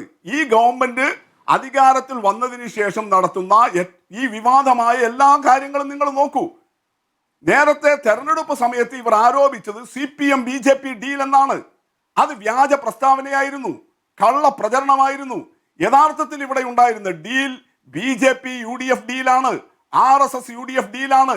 അക്കാര്യം വെളിപ്പെടുത്തുന്ന ഓരോ നടപടികളാണ് നടന്നുകൊണ്ടിരിക്കുന്നത്. അത് ആദ്യത്തെ നടപടി അഡ്വക്കേറ്റ് ജനറലിന്റെ നിയമനം പറയണം. എന്തിനാ അത് സ്മൃതി മറക്കുന്നത്? അഡ്വക്കേറ്റ് ജനറലായിട്ട് ഇപ്പൊ നിയമിക്കപ്പെട്ടയാൾ അത് കോൺഗ്രസിൽ ആലോചിച്ചിട്ടാണോ, UDF ആലോചിച്ചിട്ടാണോ? എന്താ അദ്ദേഹത്തിന്റെ പഴയ ബാക്ക്ഗ്രൗണ്ട്? ഇപ്പൊ പറയുന്നത് ഈ പുതിയ ശേഷാദ്രിനാഥിന്റെ പിന്നെ പ്രൊഫൈലും മറ്റു കാര്യങ്ങളൊന്നും കിട്ടിയിട്ടില്ല. പക്ഷേ ഈ പറഞ്ഞ അഡ്വക്കേറ്റ് ജനറലിന്റെ കാര്യം വളരെ പകൽ പോലെ വ്യക്തമാണല്ലോ. ഈ കേരളത്തിലെ സർവകലാശാലകളെ കാവ്യവൽക്കരിക്കാൻ ഇപ്പൊ അവരത് മിനിഞ്ഞാന്ന് റോജി ജോൺ ഉന്നത വിദ്യാഭ്യാസ മന്ത്രി പറഞ്ഞു ഇപ്പോഴത്തെ ഗവർണറുടെ നടപടി തെറ്റാണെന്ന്. പക്ഷേ അന്ന് ആരിഫ് മുഹമ്മദ് ഖാന്റെ ആ ഗവർണറുടെ അഭിഭാഷകനായിരുന്ന ഇയാൾ എങ്ങനെയാണ് UDFന്റെ അഡ്വക്കേറ്റ് ജനറൽ ആയിട്ട് വരുന്നത്? ഈ പറഞ്ഞ തെരഞ്ഞെടുപ്പ് പിന്നെ അദ്ദേഹം ഒഴിഞ്ഞിരുന്നു, വക്കാലത്ത് ഒഴിഞ്ഞിരുന്നു. ആരിഫ് മുഹമ്മദ് ഖാന്റെ കാലത്ത് അഡ്വക്കേറ്റ് ജനറൽ ഒഴിഞ്ഞിട്ടില്ലല്ലോ. അല്ല, പക്ഷെ കേസുകളിൽ ഹാജരായിരുന്നില്ലേ സ്മൃതി? കേസുകളിൽ ഹാജരായിരുന്നില്ലേ? ഹാജരാകാതെ ഒഴിഞ്ഞതാണോ? ഇപ്പം മിനിഞ്ഞാന്ന് ദേവസ്വം ബോർഡിന്റെ സ്പെഷ്യൽ പ്രോസിക്യൂട്ടറെ നിയമിച്ചതുപോലെ ചാർജ് എടുത്തിട്ട് അപ്പൊ തന്നെ ഒഴിഞ്ഞതല്ലല്ലോ. ഒരുപാട് കേസുകളിൽ SFIക്കെതിരെയും അന്ന് സമരം ചെയ്ത ആളുകൾക്കെല്ലാം എതിരായിട്ട് ഹാജരായി കേസുകൾ നടത്തി അതിന്റെ പൈസ വാങ്ങിച്ചിട്ട് തന്നെ അദ്ദേഹം ഒഴിവായിട്ടുള്ളൂ. പിന്നെ ഒരു ഘട്ടം വന്നപ്പോഴാണ് ഒഴിവായത്. ഇവിടെ നോക്കണി, ഈ ശേഷാദ്രിനാഥിന്റെ നിയമനം ഈ സ്റ്റേറ്റ് തെരഞ്ഞെടുപ്പ് ഓഫീസർ ഇപ്പൊ ആരാ? ശേഷാദ്രിനാഥിനെ നിയമിച്ചിരിക്കുന്നു. തൊട്ട് മുമ്പുണ്ടായിരുന്ന ഇയാൾ ഇപ്പൊ എവിടെയാ? രത്തൻ കേൽക്കർ. അദ്ദേഹം ഇരിക്കുന്നിടത്തല്ലേ ഈ പറഞ്ഞ മദ്യത്തിന്റെ തീരുവ ഇളവ് ചെയ്യാൻ, നികുതി ഇളവ് ചെയ്യാനുള്ള ഫയൽ വന്നത്? ആ ഫയൽ നേരത്തെ കണ്ടിരുന്നയാളാരാ? രത്തൻ കേൽക്കർ അല്ലേ? എങ്ങോട്ടെല്ലാം പോകുന്നു ഈ ബന്ധങ്ങൾ? അവിടെയാണ് ശേഷാദ്രിനാഥിന്റെ പ്രൊഫൈലുകൾ നിങ്ങൾ എടുത്തു നോക്കും. PM നിയാസ് പറയുന്നത് എന്താ? ബാക്കി ക്രെഡൻഷ്യൽസ് KPCCയുടെ ജനറൽ നികുതി കിട്ടാവുന്ന ഒരു വഴി പറഞ്ഞു കൊടുത്തൊരു പാതകമാണോ? അദ്ദേഹത്തിന് എവിടെയെങ്കിലും പോസ്റ്റ് ചെയ്യണമല്ലോ. KPCCയുടെ ജനറൽ സെക്രട്ടറി പറയുന്നത് ശേഷാദ്രിനാഥിന്റെ പ്രൊഫൈലുകൾ നിങ്ങൾ നോക്കൂ. അദ്ദേഹം കുറെ കാലമായിട്ട് സംഘി വക്താവാണ്. അദ്ദേഹത്തിന്റെ സോഷ്യൽ മീഡിയ അക്കൗണ്ടുകളിൽ അത് വളരെ കൃത്യമാണ്. ഇതൊന്നും വെരിഫൈ ചെയ്യാനുള്ള ആളുകൾ KM ഷാജിയുടെ ഓഫീസിലില്ലേ? അവിടെ നിർത്തിയിരിക്കുന്ന ആളുകൾ പൊളിറ്റിക്കൽ നിയമനം കൂടി ഉണ്ടല്ലോ അതിനകത്ത്. അവർക്കെല്ലാം ഇത് നോക്കാൻ പറ്റുന്നില്ലേ? എന്തുകൊണ്ട് അങ്ങനെ ക്രെഡിബിലിറ്റി ഉള്ള ഒരാളെ വെക്കാൻ കഴിയുന്നില്ല? അപ്പോഴാണ് KM ഷാജി നേരത്തെ നടത്തിയിട്ടുള്ള മോദി സ്തുതി തൊട്ട് ഗുജറാത്തിനെ പ്രശംസിച്ചിട്ടുള്ള വർത്തമാനം തൊട്ട് ഇപ്പൊ എടുക്കുന്ന നിലപാടുകൾ വരെ കാര്യങ്ങൾ വ്യക്തമാകുന്നത്. അദ്ദേഹം ചോദിക്കുന്നത് പോലെ അദ്ദേഹം മുസ്ലിം തീവ്രവാദിയല്ല, അദ്ദേഹം കടുത്ത ഈ പറഞ്ഞ RSSുമായിട്ട് ബന്ധം വെച്ചിട്ടുള്ള വർഗീയവാദി തന്നെയാണ്. അതാണ് അദ്ദേഹം. അതുകൊണ്ടാണ്, കാരണം ഈ വർഗീയവാദികളെല്ലാം ഒരുപോലെയാണ്. മുസ്ലിം തീവ്രവാദിയും തീവ്ര ഹിന്ദുത്വവാദിയും ഒരുപോലെയാണ്. വിശ്വാസികൾ സാധാ മുസ്ലിമും പക്ഷെ വർഗീയവാദികൾ ഒരുമിക്കും. അത് എത്രയോ അനുഭവം നമ്മുടെ മുമ്പിലില്ലേ? കാരണം എല്ലാ മാധ്യമങ്ങളെയും സ്മൃതി വേട്ടയാടിയപ്പോൾ കേരളത്തിൽ വന്ന അന്നത്തെ കേന്ദ്രത്തിന്റെ ഈ PRDയുടെ പൊതുജന സമ്പർക്കം കൈകാര്യം ചെയ്യുന്ന മന്ത്രി മീഡിയ വണ്ണുമായിട്ട് അല്ലെങ്കിൽ മാധ്യമത്തിന്റെ ജമാഅത്തെ ഇസ്ലാമിയുടെ മാനേജ്മെന്റുമായിട്ട് ചർച്ച നടത്തിയത് സ്മൃതിക്കും അറിയാവുന്ന കാര്യമാണല്ലോ. എന്താ RSS തലവന്മാർക്ക് ഇങ്ങനെ ഒരു രഹസ്യ ചർച്ച ജമാഅത്തെ ഇസ്ലാമിയുമായിട്ട് നടത്താൻ? RSS എല്ലാവരെയും ചർച്ചകൾ നടത്തിയിട്ടുണ്ടല്ലോ. നമ്മുടെ മുന്നിൽ വേറെയും ചർച്ചയുണ്ടല്ലോ, അടച്ചിട്ട ചർച്ച അല്ലേ? അടച്ചിട്ട ചർച്ചകൾ വേറെയും നമ്മുടെ മുന്നിലുണ്ടല്ലോ. അപ്പോൾ അതിലേക്ക് പോകേണ്ടതില്ല. ഞാൻ മനസ്സിലാക്കിയെടുത്തോളം നോക്കൂ, അങ്ങ് പരിശോധിച്ചോ എന്ന് എനിക്കറിയില്ല. അടച്ചിട്ട ചർച്ചയ്ക്ക് ഒരു വിഷയമുണ്ടായിരുന്നു. കണ്ണൂരിൽ നടക്കുന്ന രാഷ്ട്രീയ സംഘർഷങ്ങളുടെ വിഷയമുണ്ടായിരുന്നു. അത് CPM-ഉം BJP-യും നേരിട്ടുള്ള ഏറ്റുമുട്ടലായിരുന്നു. RSSനെ എതിർക്കാൻ അവരുടെ ശാഖകൾക്ക് കാവൽ നിൽക്കാനല്ല CPM-കാർ പോയത്. RSSന്റെ ശാഖകൾ അത് വർഗീയം ഉൽപ്പാദിപ്പിക്കുന്നതാണ്. അത് തടയാൻ തന്നെയാണ് CPM ശ്രമിച്ചിട്ടുള്ളത്. അത് പക്ഷേ അങ്ങോട്ടും ഇങ്ങോട്ടുമുള്ള കൊലപാതകങ്ങളിലേക്ക് നയിച്ചപ്പോൾ അത് പാവപ്പെട്ട കുടുംബങ്ങളെ പ്രശ്നം ആകുമ്പോൾ അതുണ്ടായിരുന്നു. അതുപോലെയാണോ കേന്ദ്രമന്ത്രി ജമാഅത്തെ ഇസ്ലാമിയുമായി നടത്തിയ ചർച്ച? അതിലിപ്പോൾ മറുപടി പറയാൻ ജമാഅത്തെ ഇസ്ലാമിയുടെ ആരും നമ്മുടെ കൂടെ ഇല്ല. ശരി, അങ്ങ് പറഞ്ഞതുപോലെ രണ്ട് തരം വർഗീയതകൾക്കും യോജിക്കാവുന്ന മേഖലയുണ്ടെന്നാണ് അങ്ങ് പറഞ്ഞതിന്റെ സാരമായി മനസ്സിലാക്കുന്നത്. ഞാൻ എന്തായാലും ഈ ശേഷാദ്രിനാഥിനെ കുറിച്ച് അന്വേഷിച്ചപ്പോൾ എനിക്ക് മനസ്സിലാക്കാനായത് അദ്ദേഹത്തിന്റെ വിദ്യാർത്ഥി കാലത്ത് അദ്ദേഹം SFI ആയിരുന്നു എന്നുള്ളതാണ് കേട്ടോ. അദ്ദേഹം 11 വർഷം അഭിഭാഷകനായി പ്രവർത്തിച്ചു, 26 വർഷം ജില്ലാ ജഡ്ജിയായി പ്രവർത്തിച്ചു, ജുഡീഷ്യൽ ഓഫീസേഴ്സ് അസോസിയേഷന്റെ പ്രസിഡന്റ് ആയിരുന്നു. അതിലൊക്കെ അപ്പുറം കോൺഗ്രസുമായി ബന്ധപ്പെട്ട് കോൺഗ്രസിന് അദ്ദേഹത്തിൽ വിശ്വാസം അർപ്പിക്കാവുന്ന ഒരു കാര്യം ശരത് ലാൽ കൃപേഷിന്റെ കൊലപാതകത്തിൽ വിധി പറഞ്ഞ ഇതിനു മുമ്പ് നമ്മൾ ഇരുന്ന വിഷയം സ്പെഷ്യൽ പ്ലീഡറുടെ നിയമനമായിരുന്നു. അന്നങ്ങ് നിയമപരമായി അതിലൊരു തെറ്റില്ല എന്നുള്ള കാര്യം അടക്കം വിശദീകരിച്ച് പറഞ്ഞാണ്. ഇപ്പോൾ ഈ തെരഞ്ഞെടുപ്പ് കമ്മീഷന്റെ നിയമനത്തിലും അത്തരം നിയമപരമായി തെറ്റില്ല. പക്ഷേ എന്താണ് അങ്ങേക്ക് ഇതിലുള്ള ഒരു അഭിപ്രായമായി വരുന്നത്? ഇപ്പോൾ ശേഷാദ്രിനാഥൻ എന്ന ആ പേര് അദ്ദേഹം ഒരു സവർണ ഹിന്ദുവാണ്, അദ്ദേഹം വലിയ കുറി വരയ്ക്കുന്നു എന്നതടക്കമുള്ള കാര്യങ്ങൾ ഒരു സംഘബന്ധുവാണ് എന്ന രൂപത്തിലേക്ക് അതിനെ വ്യാഖ്യാനിക്കുന്നുണ്ട് കോൺഗ്രസ് എന്ന് പൂർണ്ണമായി പറഞ്ഞുകൂടെ, കോൺഗ്രസിലെ ഒരു പ്രധാനപ്പെട്ട നേതാവ്. അങ്ങ് അതിനെ എങ്ങനെയാണ് കാണുന്നത്? കുറി വരയ്ക്കണമെന്നൊരു തെറ്റാണെന്ന് എനിക്ക് തോന്നുന്നില്ല. ഇപ്പം ഞാനും കുറി വരയ്ക്കണതാണല്ലോ, അതുകൊണ്ട് ഞാൻ സംഖ്യയാണെന്ന് പറഞ്ഞാലും ഇപ്പോൾ എന്താ പറയുക, സംഖ്യയാണോ എന്നൊക്കെ ചോദിച്ചു കഴിഞ്ഞാൽ you will have to still find out. വേറെ ആൾക്കാരല്ലേ പറയുന്നത്. ഇതിൽ അപ്പോയിൻമെൻറ്റ് 243K അനുസരിച്ചിട്ട്, ആർട്ടിക്കിൾ 243K അനുസരിച്ചിട്ട് ആണ് ഉണ്ടായിരിക്കുന്നത്. 243K അനുസരിച്ചിട്ട് വേണ്ടത് സ്റ്റേറ്റ് ഇലക്ഷൻ കമ്മീഷണറിനെ അപ്പോയിൻറ്റ് ചെയ്യേണ്ട അദ്ദേഹമാണ്. ലോക്കൽ ബോഡീസിലേക്കുള്ള ഇലക്ഷൻസിൻ്റെ ഇഷ്യൂസ്, അതിൻ്റെ അതിൽ വരുന്ന ഡിഫെക്ഷൻ ഇതെല്ലാം നോക്കേണ്ട ആൾ അദ്ദേഹമാണ്. അതിൻ്റെ അതോറിറ്റിയാണ് കോൺസ്റ്റിറ്റ്യൂഷൻ അനുസരിച്ചിട്ടും പിന്നെ മുനിസിപ്പാലിറ്റീസ് പഞ്ചായത്തിൻ്റെ അതിനനുബന്ധമായിട്ട് ഫ്രെയിം ചെയ്തിരിക്കുന്ന സ്റ്റാറ്റ്യൂട്ട്സ് അനുസരിച്ചിട്ട് വരേണ്ടത്. അദ്ദേഹം ഷുഡ് ബി ഇൻഡിപെൻഡൻറ്റ്, അതിലൊരു സംശയവും വേണ്ട. അദ്ദേഹം ഇൻഡിപെൻഡൻ്റ് ആവണം. അദ്ദേഹത്തിനൊരു കോൺഗ്രസിൻ്റെ കളർ എന്തായാലും ഉണ്ടാവാൻ പറ്റില്ല, പ്രത്യേകിച്ച് കോൺഗ്രസ് ഗവൺമെൻറ് അപ്പോയിൻറ്റ് ചെയ്യുകയാണെങ്കിൽ. ബാക്കിയുള്ള കളേഴ്സ് ഉണ്ടാവാതിരിക്കാൻ വേണ്ടിയിട്ടുള്ള ശ്രമമാണ് ഉണ്ടാവേണ്ടത്. He's A judicial officer, he still works as ഞാൻ മനസ്സിലാക്കുന്നത് ഇപ്പോഴും ഫാമിലി കോടതിയിലോ മറ്റോ വർക്ക് ചെയ്തുകൊണ്ടിരിക്കുകയാണെന്ന് ഞാൻ മനസ്സിലാക്കുന്നത്. ജുഡീഷ്യൽ ഓഫീസറായിട്ടുള്ള ഇത് കഴിഞ്ഞു, അതിനുശേഷം ഫാമിലി കോടതി ജഡ്ജിയായിട്ടാണ് വർക്ക് ചെയ്യുന്നതെന്നാണ് ഞാൻ മനസ്സിലാക്കുന്നത്. ആ appointment cannot be set to be illegal in that sense. He is qualified.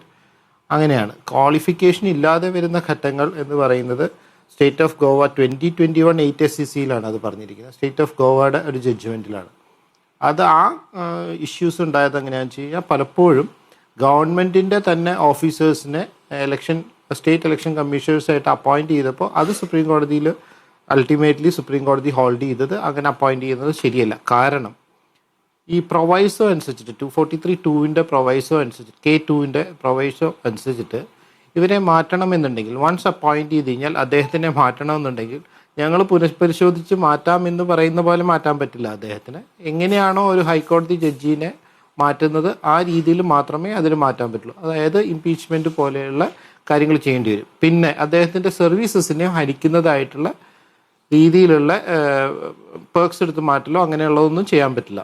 അതായത് he will be totally dissociated from the government, totally impartial ആയിരിക്കും. ഹൈക്കോടതി ജഡ്ജ് പോലെ വർക്ക് ചെയ്യുന്ന പോലെ തന്നെ വേണം വർക്ക് ചെയ്യാനായിട്ട്.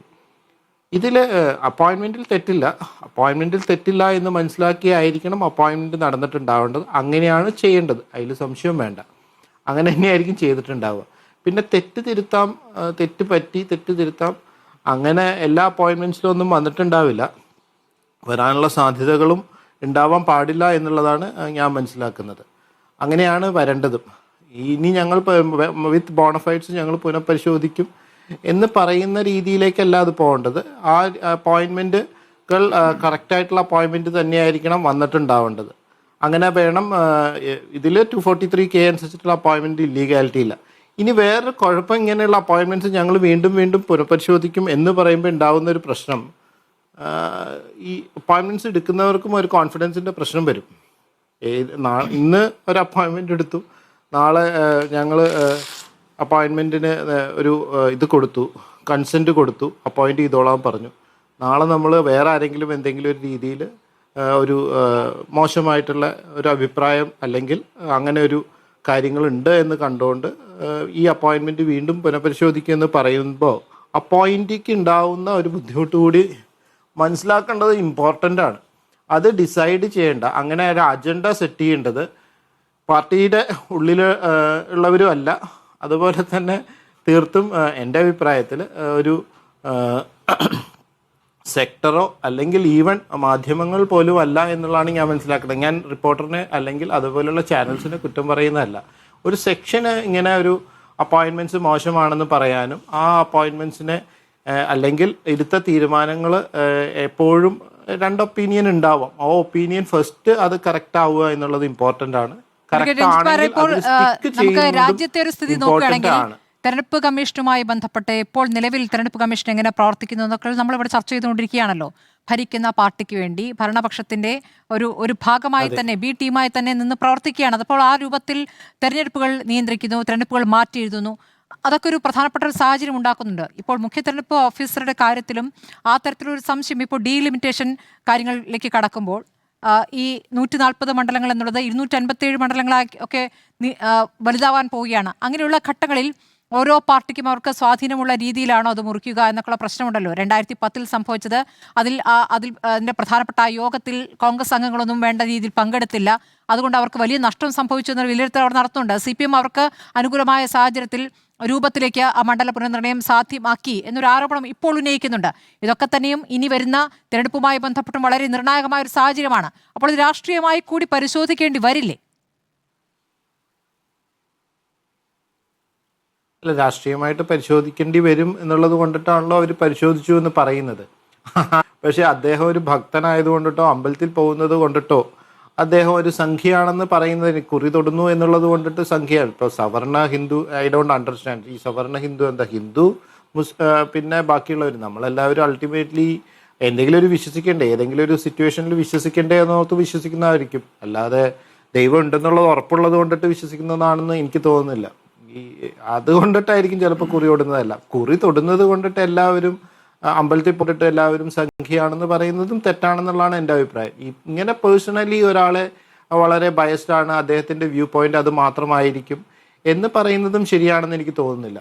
ഒരു ഘട്ടത്തിൽ ചിലപ്പോൾ നമ്മളൊരു ഒപ്പീനിയൻ പല ഒപ്പീനിയനുണ്ട്. പ്രത്യേകിച്ച് ഇൻഡിപെൻഡൻ്റ് ആയിട്ട് ഒട്ടും ഒരു പാർട്ടിയോട് ചായ്വില്ലാതെ വർക്ക് ചെയ്യേണ്ട ഘടകങ്ങളിൽ വർക്ക് ചെയ്യുന്നവർക്ക് പലപ്പോഴും പലരുടെയും കാര്യങ്ങൾ നടത്തേണ്ടി അല്ലെങ്കിൽ കാര്യങ്ങൾ നോക്കേണ്ടി വരും. അപ്പോൾ എല്ലാം ഇമ്പാർഷ്യലായിട്ടുള്ള ഒപ്പീനിയൻസ് എടുക്കേണ്ടി വരും. അപ്പോൾ അവർക്ക് ഒപ്പീനിയൻ ജനറേറ്റ് ചെയ്യണം നല്ലതിനെ പലപ്പോഴും നമുക്ക് പറയേണ്ടി വരും. അതൊരു പൊളിറ്റിക്കൽ പാർട്ടിയുടെ വക്താവായിട്ടിരിക്കുമ്പോൾ ചിലപ്പോൾ നമുക്ക് പറയാൻ പറ്റിയില്ല എന്ന് വരും. അങ്ങനെ ഒരു പൊളിറ്റിക്കൽ വക്താവായിട്ടല്ലല്ലോ അദ്ദേഹം ഇത്രയും നാൾ ഇരുന്നിരുന്നത്. ഞാൻ ഈ പേഴ്സണിനെ കുറിച്ച് I do not want to go to ഈ പൊളിറ്റിക്കൽ ഇഷ്യൂസിലേക്ക് പോവാതെ ഈ പേഴ്സണൽ ആണ് എന്നെ വിളിച്ചിരിക്കുന്ന അദ്ദേഹത്തിൻ്റെ അപ്പോയിൻമെൻറ്റിനെ കുറിച്ച് ചോദിക്കുകയാണ്, അതിൻ്റെ ലീഗാലിറ്റി പറയാൻ. ആ പേഴ്സണെ കുറിച്ച് അങ്ങനെ പറയാൻ നമുക്കൊന്നാമത് അറിയില്ല. രണ്ട്, അദ്ദേഹം എടുക്കേണ്ടത് ഒരു പാർട്ടിക്ക് അനുകൂലമായിട്ടുള്ള ഒരു പൊസിഷൻ എടുക്കാൻ പറ്റുന്ന ഒരു പൊസിഷനിലല്ല അദ്ദേഹം ഇത്രയും നാൾ വർക്ക് ചെയ്തുകൊണ്ടിരുന്നിരുന്നത്. അദ്ദേഹം വർക്ക് ചെയ്തിരുന്നത് ഒരു ജുഡീഷ്യൽ ഓഫീസറായിട്ടായിരുന്നു. ആ സമയങ്ങളിൽ ചിലപ്പോൾ ഏതെങ്കിലും ഒപ്പീനിയൻ ചിലപ്പോൾ അദ്ദേഹം നല്ലതാണെന്ന് പറഞ്ഞ് കാണുമായിരിക്കും. അത് ഒരു പാർട്ടിയുടെ ഒപ്പീനിയൻ ആയിട്ടായിരിക്കില്ല, ഒരു രാഷ്ട്രത്തിൻ്റെയോ അല്ലെങ്കിൽ സംസ്ഥാനത്തിൻ്റെ ഗവൺമെൻറ്റിൻ്റെയോ അല്ലെങ്കിൽ ചിലപ്പോൾ പ്രോസിക്യൂഷൻ്റെയോ ചിലപ്പോൾ ഡിഫൻസിൻ്റെയോ അല്ലെങ്കിൽ ഇനി അതല്ലാന്നുണ്ടെങ്കിൽ ലീഗലി ഉള്ള ഏതെങ്കിലും സാധനങ്ങളൊക്കെ ആയിരിക്കും. ഇതെല്ലാം പറയുമ്പോൾ പോലും അദ്ദേഹം ഒരു പാർട്ടിയുടെ വക്താവാണ് എന്ന് പറയുന്നത്, പ്രത്യേകിച്ച് ഇൻഡിപെൻഡൻറ്റ് പൊസിഷൻസിൽ വർക്ക് ചെയ്യുന്നവരോട് പറയുന്നത് തെറ്റാണ്. അത് തന്നെയാണ് താങ്കൾ ഇപ്പം ഞാൻ കേട്ടു CPMൻ്റെ വക്താവ് അദ്ദേഹം പറഞ്ഞത് AGയുടെ അപ്പോയിൻമെൻറ്റിനെ കുറിച്ച് വരെ പറഞ്ഞത്. AG എല്ലാം ഏതോ കാലഘട്ടത്തിൽ അദ്ദേഹത്തിൻ്റെ ക്ലയൻറ്റിന് വേണ്ടി കേസ് നടത്തി എന്നുള്ളത് മാത്രമേ അദ്ദേഹം ചെയ്തിട്ടുള്ളൂ. ആ ചെയ്തത് കൊണ്ടിട്ട് അദ്ദേഹത്തിന് സംഘപരിവാറായിട്ടുള്ള ബന്ധം ഉണ്ടായിരുന്നു എന്നൊക്കെ പറയുന്നത് തീർത്തും അതൊന്നും അങ്ങനെയൊന്നും അല്ല അതിനെ കാണേണ്ടത്. അങ്ങനെ ചെയ്യുന്നത് തെറ്റാണെന്നുള്ളത് തന്നെയാണ് എൻ്റെ അഭിപ്രായം.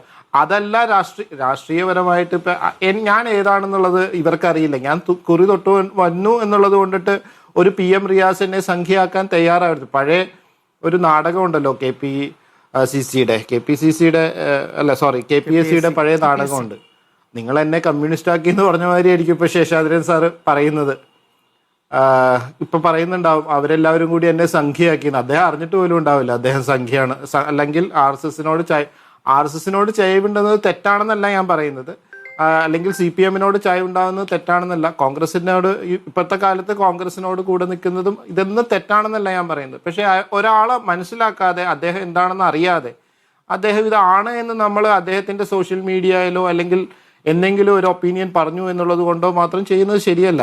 ഇത് ഫസ്റ്റ് മനസ്സിലാക്കേണ്ട, ഇവരൊന്നും പാർട്ടി വക്താക്കളല്ല. ഇവരെല്ലാവരും ഇൻഡിപെൻഡന്റ് വർക്ക് ചെയ്യേണ്ട ആൾക്കാരായിരുന്നു. ഇവരെല്ലാം അവരുടെ പ്രൊഫഷണൽ ഡിമാൻഡ് ചെയ്യുന്നത് പലപ്പോഴും അങ്ങനെയുള്ള കാര്യങ്ങളാണ്. അപ്പോൾ പല രീതിയിലുള്ള കേസുകൾ നടത്തുകയോ അല്ലെങ്കിൽ കേസുകൾ ഡിസൈഡ് ചെയ്യുകയോ, ചിലപ്പോൾ കോൺഗ്രസ് പാർട്ടിക്കെതിരെ വരെ കേസ് ഡിസൈഡ് ചെയ്തായിരിക്കും അദ്ദേഹം, അല്ലെങ്കിൽ RSSന്റെ കേസസ് ഉണ്ടായിട്ടുണ്ടാവും, മുസ്ലിം ലീഗിന്റെ ഉണ്ടായിട്ടുണ്ടാവും. ഐ എം സോറി, ഇതിപ്പോൾ കേശവൻ നായരോ അല്ലെങ്കിൽ മുഹമ്മദ് കുട്ടിയോ അതോ അല്ലെങ്കിൽ ആര് പറഞ്ഞാലും, അല്ലെങ്കിൽ ഒരു ജോസഫ് മാഷോ, ഇത് ആര് പറഞ്ഞാൽ പോലും ഒരാൾ സംഖ്യയായി എന്നുള്ളത് അങ്ങനെ അമ്പലത്തിൽ പോണത് കൊണ്ടിട്ടോ പള്ളിയിൽ പോണത് കൊണ്ടിട്ടോ അല്ലെങ്കിൽ ഇവിടെ പള്ളിയിൽ പോണത്, മറ്റേ മുസ്ലിം പള്ളിയിൽ പോണത് കൊണ്ടിട്ടോ ഞാനൊരു സംഖ്യയാണെന്നോ അല്ലെങ്കിൽ ഏതെങ്കിലും ഒരു കളറുള്ള ആളാണെന്ന് പറയുന്നത് തെറ്റാണെന്നുള്ളതാണ് എൻ്റെ അഭിപ്രായം. അത് ശരിയല്ല. അങ്ങനെ ഒരു ചർച്ച തന്നെ നമ്മൾ എടുക്കുന്നത് ഈ ഇവർക്കൊക്കെ അത് എന്റെ ഒരു വ്യക്തിപരമായ ചോദ്യമായിരുന്നില്ല ശ്രീ രാജു പി നായർ. അല്ല, അങ്ങനെ അല്ലല്ല, PM നിയാസിനെ പോലുള്ളവർക്ക് സ്പേസ് കൊടുക്കാതിരിക്കുകയാണ് വേണ്ടതെന്നുള്ളതാണ് എന്റെ അഭിപ്രായം. അദ്ദേഹം പരസ്യമായി പ്രതികരിക്കുമ്പോൾ പാർട്ടിയോട് മുന്നണിക്കകത്തെ തർക്കമായി വരുമ്പോൾ ഞങ്ങൾക്കത് വാർത്ത തന്നെയാണ് ശ്രീ രഞ്ജിത്ത് മാർ. അതുകൊണ്ടാണ് ശ്രീ രാജു പി നായർ അങ്ങും കുറിയിട്ട് വരുന്ന കോൺഗ്രസ്സുകാരനാണ്, അങ്ങേതായാലും സംഖ്യയാക്കിയിട്ടില്ല ശ്രീ രാജു പി നായർ. ഈ ഹിന്ദു സെന്റിമെന്റ്സുമായി ബന്ധപ്പെട്ട് അല്ലെങ്കിൽ ഹിന്ദു സെന്റിമെന്റ്സ് ഉള്ള പോസ്റ്റുകൾ ഇടുന്നു എന്നതൊരു കുഴപ്പമായിട്ടാണ് PM നിയാസിന്റെ പ്രതികരണത്തിൽ ഞാൻ മനസ്സിലാക്കുന്നത്. ഈ ഹിന്ദുത്വയും ഹിന്ദു സെന്റിമെന്റ്സ് തമ്മിൽ വ്യത്യാസമുണ്ടല്ലോ. അപ്പോൾ PM നിയാസിന് അത് മനസ്സിലാവാഞ്ഞിട്ടാണോ? ഇപ്പോൾ കോൺഗ്രസ് നേതാവ് എന്ന നിലയ്ക്ക് അദ്ദേഹത്തെ ആര് ഉപദേശിക്കുമെന്നുള്ള ചോദ്യമാണ്. ഇപ്പോൾ KPCC പ്രസിഡന്റ് ഇപ്പോൾ നിലവിൽ വർക്ക് ചെയ്യുന്നില്ലല്ലോ പ്രസിഡന്റ് എന്ന നിലയ്ക്ക്, അദ്ദേഹം മന്ത്രിയായി കഴിഞ്ഞിരിക്കുന്നു. അപ്പോൾ ആ സ്ഥാനത്ത് ഒരാളില്ലാത്തതുകൊണ്ടാണോ ഈ പരസ്യ പ്രതികരണങ്ങൾ ഇങ്ങനെ ശക്തമായി വരുന്നത് എന്നൊരു ചോദ്യമുണ്ട്. മറ്റൊന്ന് ഞാൻ കേട്ടത്, അദ്ദേഹം ഒരു പേര് മുന്നോട്ട് വെച്ചിരുന്നു, ഒരു K സോമൻ എന്ന പേരാണ് ഞാൻ കേട്ടത്, അദ്ദേഹം മുന്നോട്ട് വെച്ചിരുന്നു. ആ പേര് പരിഗണിക്കാത്തതിൻ്റെ രോഷമാണ് ഈ പ്രതികരണമായി പുറത്തേക്ക് വരുന്നതെന്നാണ്. വളരെ മോശമാണ് കേട്ടോ അങ്ങനെയാണെങ്കിൽ. അല്ല സ്മൃതി, എനിക്കെതിരെ നടത്തിയത് ഒരു തെറ്റായ വസ്തുത. കാരണം ഞാൻ കുടിയേറ്റ് വരുന്ന ഒരു ഹിന്ദു അല്ല, ഞാൻ ഈശ്വര വിശ്വാസി അല്ലാത്ത ഒരാളാണ്. അതുകൊണ്ട് ഞാൻ അങ്ങനെ കണ്ടതായിട്ട് തോന്നുന്നു. സോറി, എനിക്ക് എന്റെ മനസ്സിലാക്കിയ ഒരു ഓർമ്മ. ഒരു 10-20 വർഷം മുമ്പ് വല്ലതും ചിലപ്പോൾ കണ്ടിട്ടുണ്ടാവാം. പക്ഷെ ഞാനിപ്പോ ഈശ്വര വിശ്വാസി അല്ല, അതുകൊണ്ട് ഞാൻ കുറിയിട്ട് വരില്ല. ഇല്ല, അത് കുഴപ്പമില്ല. എന്റെ ഒരു ക്യാരക്ടറിന് പറഞ്ഞുകൊണ്ട് ഞാനത് ക്ലിയർ ചെയ്തെന്ന് മാത്രമേ ഉള്ളൂ. രണ്ടാമത്തെ കാര്യം, ശ്രീ ശേഷാദ്രിനാഥൻ എന്ന് പറയുന്ന ആളെ ബുദ്ധിമാനും അപ്പൊ രാജുവാണ്. അതിന്റെ അതെന്താണ് ഉദ്ദേശിച്ചത് എനിക്ക് മനസ്സിലായി. എന്തായാലും ഞാനിപ്പോ ചർച്ച അതെന്താണെന്ന് ഉദ്ദേശിച്ചത് എനിക്ക് മനസ്സിലായി. പക്ഷെ ഞാനിപ്പോ ആ ചർച്ചയിലേക്ക് കടക്കുന്നില്ല. അത്രേ ഉള്ളൂ. കാരണം EMS നമ്പൂതിരിപ്പാട് കുറിയിട്ട ഹിന്ദു ആയിരുന്നില്ലല്ലോ. അത്രേ ഞാൻ പറയുന്നുള്ളൂ. അത് ഞാൻ അവിടെ വെച്ച് നിർത്തുകയാണ്. രണ്ടാമത്തെ കാര്യം, ശ്രീ ശേഷാദ്രിനാഥനെ കുറിച്ച് സൂചിപ്പിച്ചത്, നമ്മുടെ ഈ ചർച്ചയിൽ ഈ നിമിഷം വരെ ശേഷാദ്രിനാഥനെ സംബന്ധിച്ച് അദ്ദേഹത്തിൻ്റെ സംഘപരിവാർ ബന്ധം വ്യക്തമാക്കുന്ന ഒരു കാര്യവും VPP മുസ്തഫയ്ക്ക് പോലും പറയാൻ കഴിഞ്ഞിട്ടില്ല. കേരളത്തിലെ പ്രതിപക്ഷത്തിൻ്റെ ഒരു നേതാവും ഈ ശേഷാദ്രിനാഥിനെതിരെ ഇന്നൊരു പ്രതികരണം നടത്തിയായിട്ട് എനിക്കറിയില്ല, ഈ ചർച്ചയിൽ വന്ന് പറയുന്നതിനപ്പുറം. ഞാൻ അദ്ദേഹത്തെക്കുറിച്ച് നോക്കിയപ്പോൾ VPP മുസ്തഫ ആകൂടി പറഞ്ഞത് അദ്ദേഹത്തിൻ്റെ സമൂഹ മാധ്യമങ്ങളിൽ അത്തരത്തിലുള്ള പോസ്റ്റ് ഉണ്ട്. ഞാൻ നോക്കിയിട്ട് അദ്ദേഹത്തിൻ്റെ സമൂഹ ഞാൻ ഈ ചർച്ചയിൽ പറഞ്ഞതാണ്. ഇപ്പൊ VP മുസ്തഫ പറയുമ്പോൾ എനിക്ക് VP മുസ്തഫയ്ക്കല്ലേ മറുപടി കൊടുക്കാൻ കഴിയുള്ളൂ. അപ്പം അതിനകത്ത് VP മുസ്തഫ ഇവിടെ പറയുമ്പോൾ ഞാൻ മറുപടി പറയുന്നത് അദ്ദേഹത്തോടല്ലേ. അപ്പം ഞാൻ അങ്ങനത്തെ ഒരു സോഷ്യൽ മീഡിയയിൽ അങ്ങനത്തെ ഒരു പോസ്റ്റ് കണ്ടില്ല. മാത്രമല്ല, അദ്ദേഹം കേരള ജുഡീഷ്യൽ ഓഫീസേഴ്സ് അസോസിയേഷന്റെ എലക്റ്റഡ് പ്രസിഡന്റ്. അദ്ദേഹം ചാർജ് ഒഴിയുന്നത് ഓൾ ഇന്ത്യ ജുഡീഷ്യൽ ഓഫീസേഴ്സ് അസോസിയേഷന്റെ വൈസ് പ്രസിഡന്റായിട്ട് മാറിയപ്പോഴാണ്. അപ്പോൾ കേരളത്തിൽ ഉള്ള ജുഡീഷ്യൽ ഓഫീസേഴ്സ് അസോസിയേഷന്റെ ഒരു പ്രസിഡന്റായിട്ട് തെരഞ്ഞെടുക്കപ്പെട്ട ഒരാൾ ഒരു സംഘപരിവാർ ബന്ധമുള്ള ആളാണെന്ന് പറഞ്ഞാൽ നമ്മുടെ മുമ്പിൽ അതിനുള്ള യുക്തിയൊന്നുമില്ല. അത് സംബന്ധിച്ച് യാതൊരു കാര്യവും നമ്മുടെ മുൻപിൽ വരാത്തത് കൊണ്ട് അത് വളരെ കൃത്യമാണ്. പിന്നെ ശ്രീ രഞ്ജിത്ത് മാരാജ് പറഞ്ഞ പോലെ ഞാനത് ജനറലായിട്ട് അപ്പോയിൻറ്റ് ചെയ്യുന്നവരെ എല്ലാം പരാതി ഉയർന്നാൽ അപ്പോൾ തന്നെ തിരിച്ചെടുക്കും എന്നല്ല പറഞ്ഞത്. പക്ഷെ നമ്മളൊരു ഒരു കാര്യം ചെയ്തു, നമ്മൾ ഗവൺമെൻറ്റോ അല്ലെങ്കിൽ ഉദ്യോഗസ്ഥരോ അല്ലെങ്കിൽ മന്ത്രിയോ ഓവർലുക്ക് ചെയ്തു പോയ ഒരു സംഭവത്തെ സംബന്ധിച്ച് വലിയൊരു തെറ്റ് സംഭവിക്കുന്ന രീതിയിലേക്ക് ഇപ്പോൾ ഞാൻ പറഞ്ഞില്ലേ, ഇപ്പോൾ കാര്യമായിട്ട് അന്വേഷണത്തിലൊന്നും ഇടപെടാൻ കഴിയുന്നത് അല്ലെങ്കിൽ പോലും ശബരിമലയിലെ കേസിൽ പ്രതിയായിട്ട് നിൽക്കുന്ന ഒരാളുടെ അഭിഭാഷകനാണ്. അത് നേരത്തെ ഒരു അഭിഭാഷകനായിരുന്നു എന്ന് മാത്രമേ ഉള്ളൂ. പക്ഷെ അങ്ങനെ ഒരു ആരോപണം വന്നപ്പോൾ ജനങ്ങൾക്ക് ആ കോൺഫിഡൻസ് നഷ്ടപ്പെടരുതെന്നുള്ളതുകൊണ്ട് അതിനകത്തൊരു തിരുത്തുമായിരുന്നു. അത് എല്ലാവരെയും നമ്മൾ നിർവീര്യമാക്കുന്ന രീതിയിൽ അല്ലെങ്കിൽ അവരുടെ ഒരു മൊറാല് കളയുന്ന രീതിയിൽ എല്ലാ തീരുമാനങ്ങളും റിവേഴ്സ് ചെയ്യപ്പെടണം എന്നുള്ള ഉദ്ദേശത്തിലല്ല അത് പറഞ്ഞു. അതിനെ അങ്ങനെ വ്യാഖ്യാനിക്കരുത്. പക്ഷെ ഞാൻ സൂചിപ്പിച്ചത് ഞങ്ങളെ സംബന്ധിച്ചിടത്തോളം ഇന്ന് ആ ഇതിലാണെങ്കിൽ യാതൊരു വിധത്തിലുള്ള ഒരു പ്രശ്നവും ഇന്ന് ഇതുവരെ കണ്ടിട്ടില്ല. അതിനെ പിന്നീട് എന്തെങ്കിലും ഉണ്ടെങ്കിൽ നമുക്ക് നോക്കാം. അതേപോലെ തന്നെയാണ് മറ്റൊരു വിവാദമാണ് ഊരാളുങ്കൽ സൊസൈറ്റി. ഇപ്പോൾ പിണറായി വിജയന്റെ അദാനിയാണ് ഈ ഊരാളുങ്കൽ സൊസൈറ്റി എന്നായിരുന്നു KM ഷാജി തന്നെ പറഞ്ഞത്. ഇപ്പോൾ ലീഗിലെ ഒരു മന്ത്രി സഭയ്ക്കകത്തിരുന്ന് ഈ ഊരാളുങ്കൽ സൊസൈറ്റിയെക്കുറിച്ച് വിശദീകരിക്കുന്നത്. ഏതായാലും UDF അംഗങ്ങളുടെ ചോദ്യത്തിന് ഉത്തരമായിട്ടാണ് പറഞ്ഞതെങ്കിലും അങ്ങ് കാസർഗോഡ് മുതൽ പാറശാല വരെ ഒഴിവാക്കാൻ പറ്റാത്തൊരു സംവിധാനമാണ് ഈ പറയുന്ന ഊരാളുങ്കൽ സൊസൈറ്റി എന്നാണ് മന്ത്രി വിശദീകരിച്ചിരിക്കുന്നത്. എന്താണ് ഇക്കാര്യത്തിൽ പറയാനുള്ളത്? നിങ്ങൾക്ക് പ്രതിപക്ഷത്തിരിക്കുമ്പോൾ ഊരാളുങ്കലിന് എതിരെ പറഞ്ഞ വാക്കുകൾ ഇപ്പോൾ നിങ്ങൾ പൂർണ്ണമായും അത് തെറ്റായി എന്ന ബോധ്യത്തിലാണോ ഇപ്പോൾ ഇങ്ങനെയുള്ള പ്രതികരണം നടത്തുന്നത്? സ്മൃതി, എനിക്കൊരു 2 മിനിറ്റ് സമയം അധികം തരണം. അത് കഴിഞ്ഞിട്ട് എൻ്റെ അടുത്തേക്ക് വന്നില്ലെങ്കിലും കുഴപ്പമില്ല. യഥാർത്ഥത്തിൽ സ്മൃതി തന്നെ പണ്ടൊരിക്കൽ പറഞ്ഞത് എനിക്ക് ഓർമ്മയുണ്ട്. ഒരു ചാനൽ ചർച്ചയിൽ മാധ്യമങ്ങൾ എപ്പോഴും പ്രതിപക്ഷമാണ്, അങ്ങനെ ആ പ്രതിപക്ഷത്തിൻ്റെ ദൗത്യം നിർവഹിക്കാൻ വേണ്ടിയിട്ടാണോ കഷ്ടപ്പെട്ട് ഇത്തരം അജണ്ടകൾ നിങ്ങൾ എടുക്കുന്നത് എന്ന് സ്വാഭാവികമായി ഞാൻ സംശയിക്കുകയാണ്. ഞാൻ ഒരു 30 സെക്കൻഡ് ഒരു കാര്യം പറഞ്ഞ് ഞാൻ ചോദിച്ച ചോദ്യത്തിലേക്ക് വരാം. ഒന്ന്, ഇപ്പോൾ കേരളത്തിലെ LSTD വകുപ്പ് മന്ത്രി പണ്ടൊരു പ്രസംഗം നടത്തി സമുദായ വിഷയം പറഞ്ഞപ്പോൾ നിങ്ങൾ അദ്ദേഹത്തെ മുസ്ലിം തീവ്രവാദി, നിങ്ങളെന്നല്ല ഇവിടുത്തെ ഇടതുപക്ഷക്കാരൊക്കെ മുസ്ലിം തീവ്രവാദ ചിന്തയുള്ള ആളാണ് എന്ന് പറഞ്ഞു.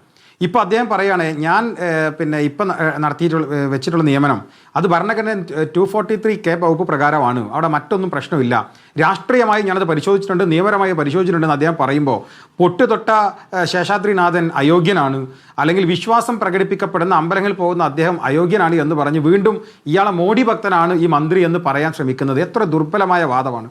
ഞാനത് മാത്രമേ അതിനെക്കുറിച്ച് പറയുന്നുള്ളൂ, അതിനപ്പുറത്തേക്ക് എനിക്കൊന്നും പറയാനില്ല.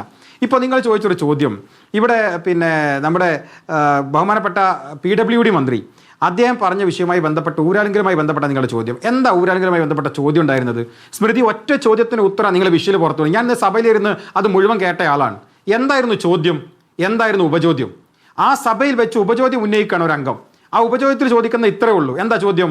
അത് ഊരാളുങ്കലുമായി ബന്ധപ്പെട്ട് ഏതെങ്കിലും തരത്തിലുള്ള അഴിമതിയോ പോരായ്മയോ നിലവിൽ ശ്രദ്ധയിൽപ്പെട്ടിട്ടുണ്ടോ? അദ്ദേഹം പറഞ്ഞ മറുപടി എന്താണ്? ഇതുവരെ എൻ്റെ ശ്രദ്ധയിൽപ്പെട്ടിട്ടില്ല. അത് മാത്രമല്ല അദ്ദേഹം പറഞ്ഞത്, ഊരാളുങ്കൽ എന്താണ് പ്രശ്നം, എന്താണ് UDF ഊരാളുങ്കലുമായി ബന്ധപ്പെട്ട് ഉന്നയിക്കുന്ന വിഷയം എന്താണ്? സ്മൃതി കൃത്യമായി പഠിക്കണം. ഒന്ന്, സാധാരണ ഒരു കോൺട്രാക്ടർ എസ്റ്റിമേറ്റ് എമൗണ്ട് 1 കോടി രൂപയുടെ ഒരു വർക്ക് എസ്റ്റിമേറ്റ് എമൗണ്ട് 1 കോടിക്ക് അദ്ദേഹം എടുത്താൽ ഊരാളുങ്കലിൽ സ്പെഷ്യൽ പ്രിവിലേജ് ഉണ്ട്. എന്താ സ്പെഷ്യൽ പ്രിവിലേജ്? 1 കോടി 10 ലക്ഷം രൂപക്ക് അതിൽ കൂടുതൽ റേറ്റിന് ഊരാളുങ്കൽ L1 ആയിട്ട് ആ കോൺട്രാക്ട് കൊടുക്കും. അത് പാടില്ല, അനീതിയാണ്. ഞങ്ങൾ അതായിരുന്നല്ലോ പറഞ്ഞത്. അവിടെ അഴിമതിക്ക് സാധ്യതയുണ്ട്. കഴിഞ്ഞ 10 വർഷം. അപ്പോൾ നിങ്ങൾ ചോദിക്കുക സ്വാഭാവികമായിട്ട് ഊരാളുങ്കൽ ഇന്ന് കൊടുക്കാൻ തുടങ്ങിയ വർക്കല്ലല്ലോ എന്ന്. അപ്പോൾ ഞങ്ങളുടെ പരാതി എന്താണ്? ഇന്ന് കൊടുക്കാൻ തുടങ്ങിയ വർക്കല്ല. പക്ഷേ പിണറായി വിജയൻ കേരളം ഭരിക്കുമ്പോൾ അൺലിമിറ്റഡായി ഊരാളുങ്കലിന് വർക്ക് കൊടുക്കാം എന്ന് പറഞ്ഞു. ഇന്ന് കേരളത്തിൽ കോടിക്കണക്കിന് രൂപ വരുന്ന 300ഓളം വർക്കുകൾ ഊരാളുങ്കൽ ചെയ്യാണ്. അവിടെ അനന്തമായ അഴിമതിയുടെ സാധ്യതയുണ്ട് എന്ന് മാത്രമല്ല, അഴിമതി പ്രകടമായ പല വർക്കുകൾ ഉണ്ടായിട്ടുണ്ട്. അത് ഞങ്ങൾ ചൂണ്ടിക്കാണിക്കുന്നു. അപ്പോൾ നിങ്ങൾ പറയാണ് അത് ഞങ്ങളുടെ ആരോപണം കേവലം ആരോപണം മാത്രമാണ്. അത് മാത്രമാണോ? ഊരാളുങ്കലിന് സെക്യൂരിറ്റി ഡെപ്പോസിറ്റ് വേണ്ട, മറ്റു കരാറുകൾക്ക് സെക്യൂരിറ്റി ഡെപ്പോസിറ്റ് വേണം. പ്രീ ക്വാളിഫിക്കേഷൻ ഇവർക്ക് വേണ്ട, മറ്റുള്ളവർക്ക് അത് വേണം. സെക്യൂരിറ്റി ഗ്യാരണ്ടി ഇവർക്ക് വേണ്ട, മറ്റുള്ളവർക്ക് അത് വേണം. ഇതൊക്കെ ഒരു ഗവൺമെന്റ് കഴിഞ്ഞ 10 വർഷക്കാലം അനന്തമായി ഇവർക്ക് സൗകര്യം ചെയ്ത് കൊടുക്കാൻ. അപ്പോൾ സ്വാഭാവികമായ ചോദ്യമുണ്ട്, UDF കാലത്ത് ഊരാളുങ്കൽ ഉണ്ടായിരുന്നില്ല, ഉമ്മൻചാണ്ടി ഉണ്ടായിരുന്നേ. പക്ഷെ അന്ന് ഇവർ കൊടുക്കുന്ന വർക്കുകൾക്ക് ലിമിറ്റ് ഉണ്ടായിരുന്നു. എന്നാൽ പിണറായി വിജയൻ സർക്കാർ അൺലിമിറ്റഡ് ആയ വർക്കുകൾ കൊടുക്കാം, എത്ര രൂപയുടെ വർക്ക് ഇവർക്ക് എടുക്കാം എന്ന് പറയുന്നിടത്ത് ഞങ്ങൾ പറഞ്ഞ ആരോപണം ആരംഭിച്ചു. ഇനി ആരോപണത്തിന് കഴമ്പുണ്ട്. ബഹുമാനപ്പെട്ട മിനിസ്റ്റർ ഇന്ന് ഫേസ്ബുക്കിൽ, ഞാൻ ഈ സംസാരിക്കുമ്പോൾ ഫേസ്ബുക്കിൽ അദ്ദേഹം കുറിച്ചൊരു കുറിപ്പുണ്ട്. എന്താ കുറിപ്പ്? അദ്ദേഹം പറഞ്ഞ മറുപടി സഹിതമാണ് അദ്ദേഹത്തിന്റെ കുറിപ്പ്. അദ്ദേഹം പറഞ്ഞത്, അങ്ങനെ ഒരു കാര്യം എൻ്റെ ശ്രദ്ധയിൽപ്പെട്ടിട്ടില്ല, പക്ഷേ ഇപ്പോൾ ഉന്നയിക്കപ്പെട്ടുള്ള ആരോപണത്തിന്റെ അടിസ്ഥാനത്തിൽ അത് പരിശോധിക്കാം. ഏതൊരു കാര്യവും പരിശോധിച്ചല്ലേ പറയേണ്ടത്? 1 മാസം പ്രായമുള്ള ഒരു ഗവൺമെന്റിന്റെ മുമ്പിൽ ഇങ്ങനെ ഒരു ആരോപണം ഉണ്ടായിട്ടുണ്ടോ എന്ന് പരിശോധിക്കാൻ ഞങ്ങൾക്ക് അവസരം ലഭിച്ചിട്ടില്ല. ഞങ്ങൾ ഇതുമായി ബന്ധപ്പെട്ട പരിശോധനയൊക്കെ കിടക്കും. ഇന്ന് ബഹുമാനപ്പെട്ട മുഖ്യമന്ത്രി വളരെ കൃത്യമായ സ്റ്റേറ്റ്മെന്റ്.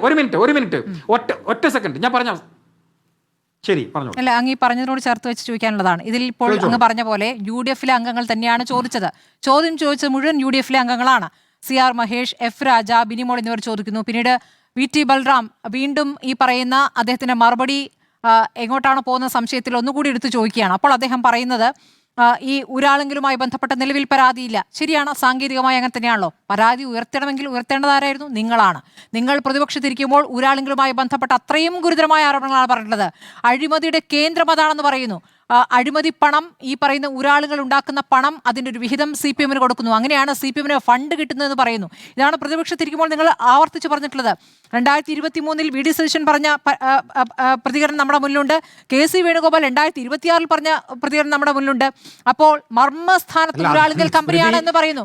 ഒരു മിനിറ്റ്, ഒറ്റ കാര്യമുള്ളൂ. നോക്കൂ, ഇത് വിശദീകരിക്കുന്നതിനിടയിൽ രാഷ്ട്രീയ പാർട്ടി എന്ന നിലയ്ക്ക് നിങ്ങൾക്ക് ചില സംശയങ്ങളുണ്ട്, അതിന്മേലൊരു പരിശോധന നടത്തുമെന്ന് പറഞ്ഞിട്ടാണ് ഈ കാര്യങ്ങൾ പറഞ്ഞെങ്കിൽ കുഴപ്പമില്ല. ഇത് കാസർഗോഡ് മുതൽ ഈ പാറശാല വരെ പ്രവൃത്തി നടത്തിക്കൊണ്ടിരിക്കുന്ന ഊരാളുങ്കലിന് എല്ലാ പണിയും നടത്താൻ സമയം കിട്ടുന്നില്ല. ഇപ്പോൾ 40 പദ്ധതികളെങ്കിലും ഇഴഞ്ഞു പോകുന്നു എന്ന് പറയുമ്പോൾ ഏറ്റവും മികച്ച ഒരു സംവിധാനം, ആ സംവിധാനത്തിൽ എല്ലായിടത്തും എത്തിപ്പെടാൻ പറ്റുന്നില്ല എന്നാണ് കേൾക്കുന്ന ആൾക്ക് തോന്നുന്നത്. അല്ല സ്മൃതി രണ്ട് മിസ്റ്റേക്ക് സ്മൃതി പറഞ്ഞതിലുണ്ട്. ഒന്ന്, ഇടതുപക്ഷത്തിന്റെ പ്രതികൾ എന്ന് ചോദ്യം ചോദിച്ചിട്ടുണ്ട്. സുമേഷ് ഉൾപ്പെടെ ചോദിച്ച ചോദ്യങ്ങൾക്ക് മറുപടി പറഞ്ഞിട്ടുണ്ട്. ആ മറുപടിയിൽ ഈ രണ്ടാമത്തെ കാര്യത്തിൽ ക്ലാരിറ്റി വരികയും ചെയ്തിട്ടുണ്ട്. രണ്ടാമത്തെ കാര്യം നിങ്ങൾ പറഞ്ഞ പാറശാല മുതൽ കാസർഗോഡ് വരെ മഞ്ചേശ്വരം വരെയുള്ള മുഴുവൻ വർക്കുകൾ ഇവർ ചെയ്യുന്നതെന്ന് പറഞ്ഞ കോംപ്ലിമെന്റ് അല്ല. നിങ്ങൾ ആ സ്റ്റേറ്റ്മെന്റ് മുഴുവൻ കേട്ട ആളാണ് ഞാൻ. അതേ മന്ത്രി പറഞ്ഞ എന്താണ്, കേരളത്തിലെ എല്ലാ വർക്കുകളും ഇവർ എടുക്കുന്നു. അതെങ്ങനെയാണ് സാധ്യമാകുന്നത്? അതുകൊണ്ട് തന്നെ ഇവിടെ വർക്കിൽ ക്വാളിറ്റി ഇല്ല എന്നാണ് പറയാൻ ശ്രമിച്ചത്. നിങ്ങൾ ആ സ്റ്റേറ്റ്മെന്റ് മുഴുവൻ കേൾക്കൂ. അവർ പറഞ്ഞ എല്ലാം എടുക്കുന്നു, അവിടെ കോംപ്ലിമെന്റ് കൊടുക്കുകയല്ല ചെയ്തത്. അങ്ങനെ എല്ലാ വർക്കും എടുക്കുന്നു. എങ്ങനെ എല്ലാ വർക്കും എടുക്കുന്നത്? 50 കോടി നിജപ്പെടുത്തിയിടത്ത് നിന്ന് 200 കോടിയിലേക്ക് മാറ്റി, അത് 300 കോടിയിലേക്ക് മാറ്റി. അവസാനം പിണറായി വിജയൻ സർക്കാർ 2023 എൻ്റെ ഓർമ്മ അൺലിമിറ്റഡ് ആയി വർക്ക് കൊടുക്കാന്ന് പറഞ്ഞു. ഇപ്പൊ കേരളത്തിലെ കാസർഗോഡ് മുതൽ തിരുവനന്തപുരം വരെ എല്ലാ വർക്കും ഊരാലെങ്കിലും എടുക്കാൻ. അതുകൊണ്ട് അവർ ക്വാളിറ്റി ഇല്ല, ക്വാളിറ്റി മെയിൻറ്റെയിൻ ചെയ്യുന്നില്ല. അതുകൊണ്ട് അത് പരിശോധിക്കണം എന്നാണ് മന്ത്രി പറഞ്ഞ മറുപടി. അത് അവർക്കുള്ള കോംപ്ലിമെന്റ് അല്ല. അവർ ഒരു നിഴലിലാണ് അവരുള്ളത് എന്ന് തന്നെയാണ് മന്ത്രി പറഞ്ഞത്. അത് ആധികാരികമായി പറയണമെങ്കിൽ മന്ത്രിയുടെ മുമ്പിൽ അന്വേഷണ റിപ്പോർട്ട് വേണം. അങ്ങനെ റിപ്പോർട്ട് ഇല്ലാത്തത് കൊണ്ട് ഞങ്ങളത് പരിശോധിച്ചിട്ടില്ല, പരിശോധനയ്ക്ക് ശേഷം പറയാമെന്ന് പറഞ്ഞു. മന്ത്രി തന്നെ പറഞ്ഞു ഞങ്ങളത് പരിശോധിക്കാം എന്ന് മന്ത്രി പറഞ്ഞു. 1 മാസം പ്രായമായ ഒരു സർക്കാരിന് മുമ്പിൽ അത് അന്വേഷിച്ച് റിപ്പോർട്ട് വന്നിട്ടില്ല സ്മൃതി. അത് പരിശോധിക്കാമെന്ന് പറഞ്ഞിട്ടുണ്ട്, അത് പരിശോധിക്കും. അപ്പൊ മന്ത്രി പറഞ്ഞതിനെ മറ്റൊരു ഭാഷയിൽ ഇടത് സൈബറുകൾ ഉപയോഗിക്കുന്ന അതേ ഭാഷയിൽ നമ്മൾ ചർച്ചയിൽ കൊണ്ടുവരുന്നത് ദൗർഭാഗ്യകരമാണ്. ശരി, ഞാൻ ഇതിലെനിക്ക് CPM-ന്റെ പ്രതികരണം അറിയണം. ശ്രീ VPP മുസ്തഫ, അപ്പോൾ ഊരാളുങ്കൽ സൊസൈറ്റിയെ പുകഴ്ത്തുകയല്ല ചെയ്തിട്ടുള്ളതെന്നാണ് നവാസ് MLA ഇപ്പോൾ പ്രതികരിക്കുന്നത്. അത് പൂർണ്ണമായിട്ടും ഈ പറഞ്ഞതുപോലെ സ്മൃതി കേട്ടു നോക്കൂ, അപ്പൊ മനസ്സിലാകും എന്താണെന്ന്. ഇവര് ആദ്യത്തെ ചോദ്യകർത്താവ് തൊട്ട് KV സുമേഷും V ജോയിയും ഒഴികെ 2 MLA-മാർ ഒഴികെ ബാക്കി എല്ലാം UDF-ന്റെ ആളുകളാണ് ചോദിക്കുന്നത്. ആ ചോദ്യങ്ങളെല്ലാം യഥാർത്ഥത്തിൽ PK ബഷീർ എന്ന് പറയുന്ന ലീഗുകാരനായ UDF-ന്റെ PWD മന്ത്രിക്ക് ഊരാളുങ്കലിനെതിരെ മറുപടി പറയാൻ പാകത്തിലുള്ള ചോദ്യങ്ങളാ. ആ ചോദ്യങ്ങളുടെ ടോൺ നിങ്ങൾ കണ്ടിട്ടുണ്ടാവില്ല. ആകെ KV സുമേഷിന്റെയും V ജോയിയുടെയും ചോദ്യം മാത്രമാണ് ഊരാളുങ്കലിന് അനുകൂലമായിട്ടുള്ള ചോദ്യം. ബാക്കിയെല്ലാം ഊരാളുങ്കലിനെതിരെ നെഗറ്റീവ് വരാവുന്ന രീതിയിൽ. പക്ഷെ അദ്ദേഹത്തിന്റെ മറുപടി എങ്ങനെയാ? കരാർ കൊടുക്കുന്നതിനെ കുറിച്ച് ചോദിച്ചു. ചട്ടവിരുദ്ധമായി കരാർ നൽകിയിട്ടില്ല. ആ മറുപടിയിൽ കൃത്യമായിട്ട് പറയുകയല്ലേ നവാസെ? താങ്കളും കേട്ടതാണല്ലോ അത്. ചട്ടവിരുദ്ധമായി കരാർ നൽകിയിട്ടില്ല. ചട്ടവിരുദ്ധമായി കൊടുത്തിട്ടില്ല, ചട്ടം നിങ്ങൾ ഉണ്ടാക്കി എന്ന് തന്നെ കൃത്യമായിട്ട് പറയുകയാണ്. നിലവാരം കുറഞ്ഞ വാദം നിങ്ങൾ പറയുന്നത്. ഞങ്ങളെ വാദം എന്താണ്? അങ്ങനെ പറഞ്ഞു പോലെ കള്ളം പറഞ്ഞു പോലെ ലാസ്റ്റ് ലാപ്പില് കള്ളം പറഞ്ഞു പോലെ കള്ളം പറഞ്ഞു പോലെ. ഞാൻ ഡയറക്ടർ ചോദ്യം ചോദിക്കട്ടെ, ഡയറക്ടർ ചോദ്യം. ഈ ചട്ടം ഉണ്ടാക്കിയത് അല്ല, നിങ്ങൾ കള്ളം പറഞ്ഞു പോകുന്നു. നിങ്ങൾ കള്ളം പറഞ്ഞു തുടക്കത്തിൽ ഈ ചർച്ചയുടെ തുടക്കത്തിൽ അല്ല, ചർച്ചയുടെ അവസാനത്തിൽ കള്ളം പറഞ്ഞു പോകുമ്പോൾ ജനാധിപത്യം ഇങ്ങനെ ഉണ്ടാവും. നിങ്ങൾ പറഞ്ഞ ജനാധിപത്യം ഇതാണോ? അനുവദിക്കാതെ ചർച്ചയുടെ അവസാനത്തിൽ കളവ് പറയുമ്പോൾ ഈ ജനാധിപത്യം ആയിരിക്കും. ചർച്ചയുടെ അവസാനത്തിൽ കളവ് പറഞ്ഞു പോകുമ്പോൾ ജനാധിപത്യം ഉണ്ടാവും.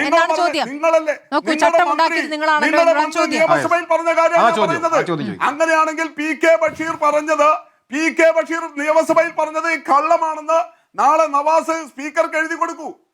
ചോദ്യത്തിന് ഉത്തരം മാത്രമേ പറഞ്ഞിട്ടുള്ളൂ എന്നാണ് പറയുന്നത്. ഒരു മറുപടി മുട്ടുമ്പോൾ അതിനെ തെറ്റായി വ്യാഖ്യാനിക്കരുത്. ഊരാളുകളുമായി ബന്ധപ്പെട്ട് അന്വേഷണം വരും എന്നാണല്ലോ PK നവാസ് പറഞ്ഞതെന്ന് മനസ്സിലാക്കേണ്ടത്. ശ്രീ VP മുസ്തഫ, അന്വേഷണം വരും, ഒരു പരാതി കൊടുക്കും. നിങ്ങളല്ലേ ബഹളം ഉണ്ടാക്കിയത്? എനിക്ക് അവകാശപ്പെട്ട സമയത്ത് കയറിയിട്ട് താങ്കൾ ബഹളം ഉണ്ടാക്കുക, എന്നിട്ട് പറയാണ് ഞാൻ ബഹളം ഉണ്ടാക്കിയത്. കളവ് പറഞ്ഞ ഇടപെടേണ്ടി വരും സാറേ. ശരി ശരി, വസ്തുത ഉണ്ടെങ്കിൽ പറ, കളവ് പറഞ്ഞ പറഞ്ഞു കേട്ടെ നവാസെ പറഞ്ഞത് കളവാണോ? നിങ്ങളുടെ മന്ത്രി ഇന്ന് നിയമസഭയിൽ പറഞ്ഞത് കളവാണോ? അത് പറയൂ. കാരണം അദ്ദേഹത്തിന്റെ ആദ്യത്തെ ഉത്തരത്തിൽ പറയുന്നു, ഒന്നാമത്തെ ഉത്തരം വേണമെങ്കിൽ ഒന്നുകൂടി കേൾപ്പിച്ചു കൊടുക്കൂ സ്മൃതി. അതിൽ ഒന്നാമത്തെ ഉത്തരത്തിൽ മന്ത്രി പറയുന്നു, ഊരാളുങ്കൽ കോൺട്രാക്ട് സൊസൈറ്റിയുടെ പ്രവൃത്തിയെ സംബന്ധിച്ച് ഒരു പരാതിയും ഞങ്ങളുടെ മുന്നിലില്ല. പിന്നെ 10 വർഷം നിങ്ങളെല്ലാം കൂടിയിട്ട് ഈ ഊരാളുങ്കലിനെതിരെ മൈക്കിലൂടെയും മാധ്യമങ്ങളുടെ മുന്നിലും ഒരുപാട് പ്രസംഗിച്ചല്ലോ. എന്തേ ഒരു കടലാസിൽ പരാതി ഇല്ല, വസ്തുതയാണ് പറയുന്നത്. പരാതി ഇന്ന് സഭയിൽ വന്നു അന്വേഷിക്കുന്നു പറഞ്ഞു. എന്താ കുഴപ്പം? ശരി, സഭയിൽ പരാതി വന്നു എന്നുള്ളതാണ് അതിന്റെ മറുപടി. നമുക്ക് സമയക്കുറവുകൊണ്ടാണ്. ശ്രീരാജ് പി നായർ തെരഞ്ഞെടുപ്പ് ഘട്ടത്തിലടക്കം ഊരാളുങ്കൽ സൊസൈറ്റിക്കെതിരെ നടത്തിയതാണ് കോൺഗ്രസും ലീഗും. അതിൽ അന്ന് നേതാക്കൾ പറഞ്ഞ വാചകങ്ങൾ അടക്കം ഉപയോഗിച്ചുകൊണ്ടാണ് ഇപ്പോൾ നിങ്ങൾക്ക് നേരെ തിരിഞ്ഞുകുത്തുന്നത്. അങ്ങനെയെങ്കിൽ സഭയിൽ പഠിക്കാതെ വന്നു മന്ത്രി എന്നുകൂടി വേണ്ടേ മനസ്സിലാക്കാൻ? ശ്രീരാജ് പി നായർ, പഠിക്കാതെ വന്ന് മറുപടി നൽകി എന്നുകൂടി വേണ്ടേ മനസ്സിലാക്കാൻ? ഞാൻ അതിലേക്ക് എത്താം. അതിനു മുമ്പായിട്ട് ശ്രീ വി പി മുസ്തഫ അദ്ദേഹത്തിന്റെ കഴിഞ്ഞ സെഗ്മെന്റിൽ പറഞ്ഞ ഒരു കാര്യത്തിൽ മറുപടി പറയട്ടെ. അഡ്വക്കേറ്റ് ജാജു ബാബു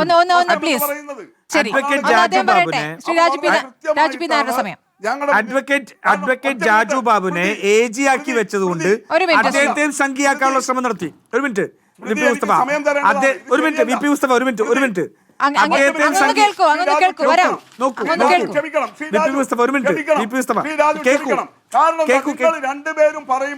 നിങ്ങൾ രണ്ടുപേരും ഞാൻ ഇടപെട്ടിട്ടില്ല. അല്ല, ഞാൻ ഇടപെട്ടില്ല, എന്നോട് ചോദ്യം ചോദിച്ചാണ്. ശരി രാജ്പി പൂർത്തിയാക്കട്ടെ. ശ്രീ വി പി മുസ്തഫ പെട്ടെന്ന് പൂർത്തിയാക്കും.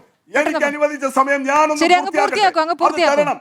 എനിക്ക് അനുവദിച്ചാണ് ഈ സമയം. ഒരു ചർച്ചയാകരുത്. നിങ്ങൾ നോക്കൂ, UDF-നെ അല്ലല്ല, നിങ്ങൾ സമ്മതിക്കുന്നില്ലല്ലോ, സമ്മതിക്കണ്ടേ? പറയൂ.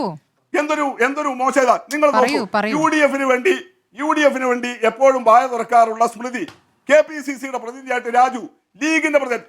അങ്ങ് മനസ്സിലാക്കൂ, ഈ വിഷയം അവർക്കെതിരെയാണ്, അവർക്കിടയിലെ തർക്കമാണ്. അതുകൊണ്ട് രണ്ടുപേരെയും വിളിച്ചു. അത് അങ്ങേക്കും അറിയാലോ. ശ്രീ വി പി മുസ്തഫ, ലീഗും കോൺഗ്രസും തമ്മിലുള്ള തർക്കമല്ലേ, അവരെ വിളിക്കട്ടെ. ആയിക്കോട്ടെ, പറഞ്ഞോളൂ. CPM നിങ്ങള് അത് നമ്മൾ കാണുന്നുണ്ടല്ലോ വിവിധ ദിവസങ്ങളുടെ പാനൽ. നിങ്ങൾ 4 പേര് കൂടി പറയുന്നതിന് ഞാൻ ഒരാളാണ് ഉള്ളത്, അല്ലേ? ഞാൻ ഒരാളല്ലേ ഉള്ളൂ. പറഞ്ഞോളൂ, സമയം കളയണ്ടെന്നേ. പറയൂ. സമയത്തിനാണ് പറഞ്ഞോളൂ പ്ലീസ്. അത് തടസ്സപ്പെടുത്തുന്ന രീതി ശരിയാണ്. പറഞ്ഞോളൂ. ഇപ്പൊ ഞാൻ പറയൂ, ഇവിടെ ഈ നാട്ടിൽ PWD-യുടെ ഒരു നിയമമുണ്ട്. ആ നിയമം അനുസരിച്ച് ടെൻഡറിൽ പങ്കെടുക്കാതെ ലേബർ കോൺട്രാക്ട് സൊസൈറ്റി ആയാലും കോൺട്രാക്ടർ ആയാലും ഒരാൾക്കും വർക്ക് കിട്ടില്ല. ഈ ഊരാളുങ്കൽ ലേബർ കോൺട്രാക്ട് സൊസൈറ്റി ടെൻഡറുകളിൽ തന്നെയാണ് ഈ പറയുന്ന 300-ഓ 400-ഓ അല്ലെങ്കിൽ അൺലിമിറ്റഡോ ആയിട്ടുള്ള എല്ലാ കൊട്ടേഷൻ കിട്ടി. എന്താ പ്രശ്നം? നമ്മുടെ രാജ്യത്ത്, നമ്മുടെ നാട്ടിൽ നിലവിലുള്ള സുപ്രീം കോടതി അംഗീകരിച്ച നിയമമാണ് ലേബർ കോൺട്രാക്ട് സൊസൈറ്റികൾക്ക്, ഊരാളുങ്കലിന് മാത്രമല്ല ഏത് ലേബർ കോൺട്രാക്ട് സൊസൈറ്റിക്കും 10% റൈറ്റ് ഡിഫറൻഷിയേഷൻ കൊടുക്കാമെന്നുള്ളത്. അത് പ്രൈവറ്റ് കോൺട്രാക്ടർമാർ സുപ്രീം കോടതിയിൽ പോയിട്ട് പോലും അംഗീകരിച്ച വ്യവസ്ഥയാണ്. ഇതൊക്കെയാണ് അങ്ങനെയാണ് ഇതെല്ലാം വാസ്തവം പറയുമ്പോൾ എന്തിനാ അദ്ദേഹം പിന്നെയും ഇതാണ് അദ്ദേഹം. ഞാൻ വസ്തുത പറയുമ്പോൾ ഈ കാര്യമാണ് ഇന്ന് PK ബഷീർ PWD മന്ത്രി ടെൻഡറിൽ പങ്കെടുത്തുകൊണ്ടാണ് ഊരാളുങ്കൽ സൊസൈറ്റിക്ക് എല്ലാ ജോലികളും കിട്ടുന്നത്, എല്ലാ പ്രവൃത്തിയും കിട്ടുന്നതെന്നാണ് പറയുന്നത്. പക്ഷെ എംപാനൽഡാക്കി നിർത്തിയത് കൊണ്ട് ഊരാളുകളുടെ എല്ലാ പ്രവൃത്തിയും കിട്ടുന്നു, മറ്റ് കരാറുകൾക്ക് കിട്ടുന്നില്ല എന്നുള്ളതാണ് തിരിച്ചുള്ള ആരോപണം. പറയേണ്ട പ്രസ്താവനയാണ് ഇന്ന് PK ബഷീർ നടത്തിയിരിക്കുന്നത്. ശരി ശ്രീരാജ് പി നായർ പെട്ടെന്ന് നോക്കൂ. ഒന്ന്, അദ്ദേഹം അഡ്വക്കേറ്റ് ജാജു ബാബുവിനെ AG ആയിട്ട് വെച്ചതിനെ സംബന്ധിച്ച് പറഞ്ഞു. അദ്ദേഹത്തെ സംഖ്യയാക്കാൻ ശ്രമിക്കുകയാണ്. നിങ്ങളെ സ്വയം നഷ്ടപ്പെടുത്തിക്കൊണ്ടുള്ള രാഷ്ട്രീയം പറയുന്നത് വി പി മുസ്തഫ. ജാജു ബാബു ഗവർണറുടെ ലീഗൽ അഡ്വൈസർ സ്ഥാനത്ത് നിന്ന് എന്തുകൊണ്ടാണ് രാജിവെച്ചതെന്ന് നിങ്ങൾക്കറിയാമോ? 11 VC-മാരെ അപ്പോയിന്റ് ചെയ്ത് 11 VC-മാരുടെ അപ്പോയിന്റ്മെന്റുമായി ബന്ധപ്പെട്ട് സർക്കാരിന് ഗവർണറുടെ തീരുമാനത്തിനെതിരെ അവർ കോടതിയിൽ പോയപ്പോൾ ജാജു വക്കീൽ ഈ പറയുന്ന ഗവർണറോട് പറഞ്ഞു, എനിക്ക് നിങ്ങളോട് യോജിക്കാൻ കഴിയില്ല, ഈ കാരണത്തിൽ നിങ്ങളോട് യോജിക്കാൻ കഴിയില്ല എന്ന് പറഞ്ഞുകൊണ്ടാണ് രാജിവെച്ചത്. അന്ന് സർക്കാരിൻ്റെ നിലപാടിനൊപ്പം നിന്നുകൊണ്ട് രാജിവെച്ചത്. ഈ പറയുന്ന സംഘവൽക്കരണത്തിന് എതിരായിട്ട് നിലപാടെടുത്ത ജാജു വക്കീലിനെ കൂടി സംഘിയാക്കാൻ വേണ്ടിയിട്ടുള്ള ശ്രമം ദയവേത് വി പി മുസ്തഫ, നിങ്ങൾ നാട്ടുകാരെ മുഴുവൻ ഇത്തരത്തിലുള്ള അപമാനിക്കുന്ന വാക്ക് ഉപയോഗിക്കരുത്. സംഘി എന്ന് പറയുന്ന ഏറ്റവും വലിയ അപമാനമാണ്. അത് നിങ്ങൾ ഉപയോഗിക്കരുത്. നിങ്ങൾ രാഷ്ട്രീയം സ്വയം നഷ്ടപ്പെടുത്തരുത് നിങ്ങളുടെ ഈ നേട്ടത്തിന് വേണ്ടി. 2, ഈ ഊരാളുങ്കൽ സൊസൈറ്റി, ഞാൻ ചോദിക്കട്ടെ സ്മൃതി, വളരെ സിമ്പിളായിട്ട് പറയാം. തിരുവനന്തപുരം എയർപോർട്ട് അദാനിക്ക് നൽകിയതിൽ ക്രമക്കേടുണ്ടോ എന്ന് ഇന്ത്യൻ ഗവൺമെൻറ്റിനോട് ചോദിച്ചാൽ ക്രമക്കേടില്ല. പക്ഷേ എന്താ അവർ ചെയ്തത്? മുൻപരിചയമില്ലാത്ത ഒരു എയർപോർട്ട് 2-ൽ കൂടുതൽ എയർപോർട്ട് കൊടുക്കാൻ പാടില്ല എന്ന് പറഞ്ഞുള്ള ചട്ടങ്ങൾ മുഴുവൻ മാറ്റിയിട്ട് ഇവർ അദാനിക്ക് കൊടുത്തു. ചട്ടവിരുദ്ധമാണോ? അല്ല. നിങ്ങൾ ഉണ്ടാക്കിയ ചട്ടമാണ് പ്രശ്നം. നിങ്ങൾ പറയുന്ന പോലെയല്ല. 295 കോടി രൂപയുടെ വയനാട് പുനരധിവാസം ഊരാളുങ്കലിന് കൊടുത്തത് ഒരു ടെൻഡറും ഇല്ലാണ്ടാണ്. ഒരു ടെൻഡറും ഇല്ല. പിന്നെ ആരാ എസ്റ്റിമേറ്റ് ഉണ്ടാക്കുന്നത്? ഊരാളുങ്കൽ എസ്റ്റിമേറ്റ് ഉണ്ടാക്കുന്നു. ഊരാളുങ്കൽ എസ്റ്റിമേറ്റ് ഉണ്ടാക്കിയിട്ട് ഊരാളുങ്കൽ തന്നെ വർക്ക് കൊടുക്കുന്നു. ഇതല്ലേ നടക്കുന്നത്? അദാനി നാഷണൽ ഹൈവേയുടെ വർക്ക് എടുത്തിട്ട് 1800 കോടിക്ക് വർക്ക് എടുത്തു, എന്നിട്ട് മറ്റൊരാൾക്ക് 900 കോടിക്ക് കൊടുത്തു. ഇതല്ലേ ഊരാളുകൾ ചെയ്തുകൊണ്ടിരിക്കുന്നത്? ഊരാളുകൾ മാത്രമല്ല, സിഡ്കോ ഉൾപ്പെടെ കാഡ്കോ ഉൾപ്പെടെയുള്ള ഒട്ടേറെ ഇത്തരത്തിലുള്ള സംഘടനകൾ ചെയ്തുകൊണ്ടിരിക്കുന്ന ഇതാണ്. നിങ്ങൾ ചട്ടം അവർക്ക് വേണ്ടി ഭേദഗതി ചെയ്ത് അവർക്ക് എല്ലാ ആനുകൂല്യങ്ങളും അവർക്ക് അനധികൃതമായി ചെയ്യാൻ കൊടുത്തതിന് ശേഷം ഞങ്ങൾ ചട്ടപ്രകാരമാണ് ചെയ്തത് എന്ന് പറയുന്നത് ഇരട്ടത്താപ്പാണ്. ശരി, മാറ്റുകയും ചട്ടങ്ങളെ എന്നാണ് എനിക്ക് നിങ്ങളോട് പറയാനുള്ളത്. കോൺഗ്രസും തീർച്ചയായിട്ടും പല കാര്യങ്ങളും സർക്കാർ തുടർച്ചയാണെന്ന് പറഞ്ഞ് ചില കാര്യങ്ങൾ തുടരുന്നു. പല വിഷയങ്ങൾ, വിവാദ വിഷയങ്ങളിലൊക്കെ അവർ തുടങ്ങി വെച്ചു എന്ന് പറയുമ്പോൾ നിങ്ങൾക്ക് തുടരേണ്ട ഒരു ബാധ്യതയില്ല. നിങ്ങൾ തുടരുകയും ചെയ്യുന്നുണ്ട്. അതിൽ നിങ്ങൾക്കെതിരെ ആ ചോദ്യം ഉയരുക തന്നെ ചെയ്യും. നിങ്ങൾ പ്രതിപക്ഷത്തിരുന്നപ്പോൾ ചോദിച്ച ചോദ്യങ്ങൾ അതിവിടെ റെക്കോർഡ് ചെയ്യപ്പെടുകയും പ്ലേ ചെയ്യപ്പെടുകയും ചെയ്യുമെന്നുള്ളതാണ്. അത് നിങ്ങൾ മനസ്സിലാക്കിയാൽ നിങ്ങൾക്ക് കൊള്ളാം. അല്ല, PM നിയാസ് ആണ് സംഖ്യയാക്കിയത്. അതെ, അതാണ് പ്രതിപക്ഷമല്ല, ചോദ്യം കൂടിയുണ്ട്.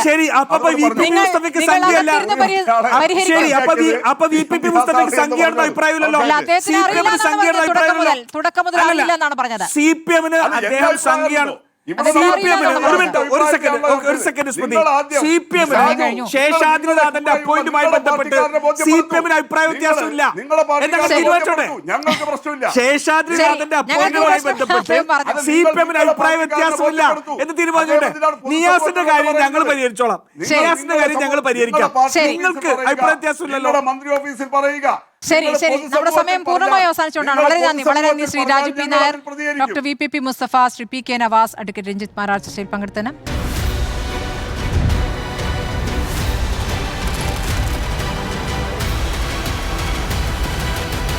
ഡിബേറ്റ് വിത്ത് സ്മൃതി പരുത്തിക്കാട്.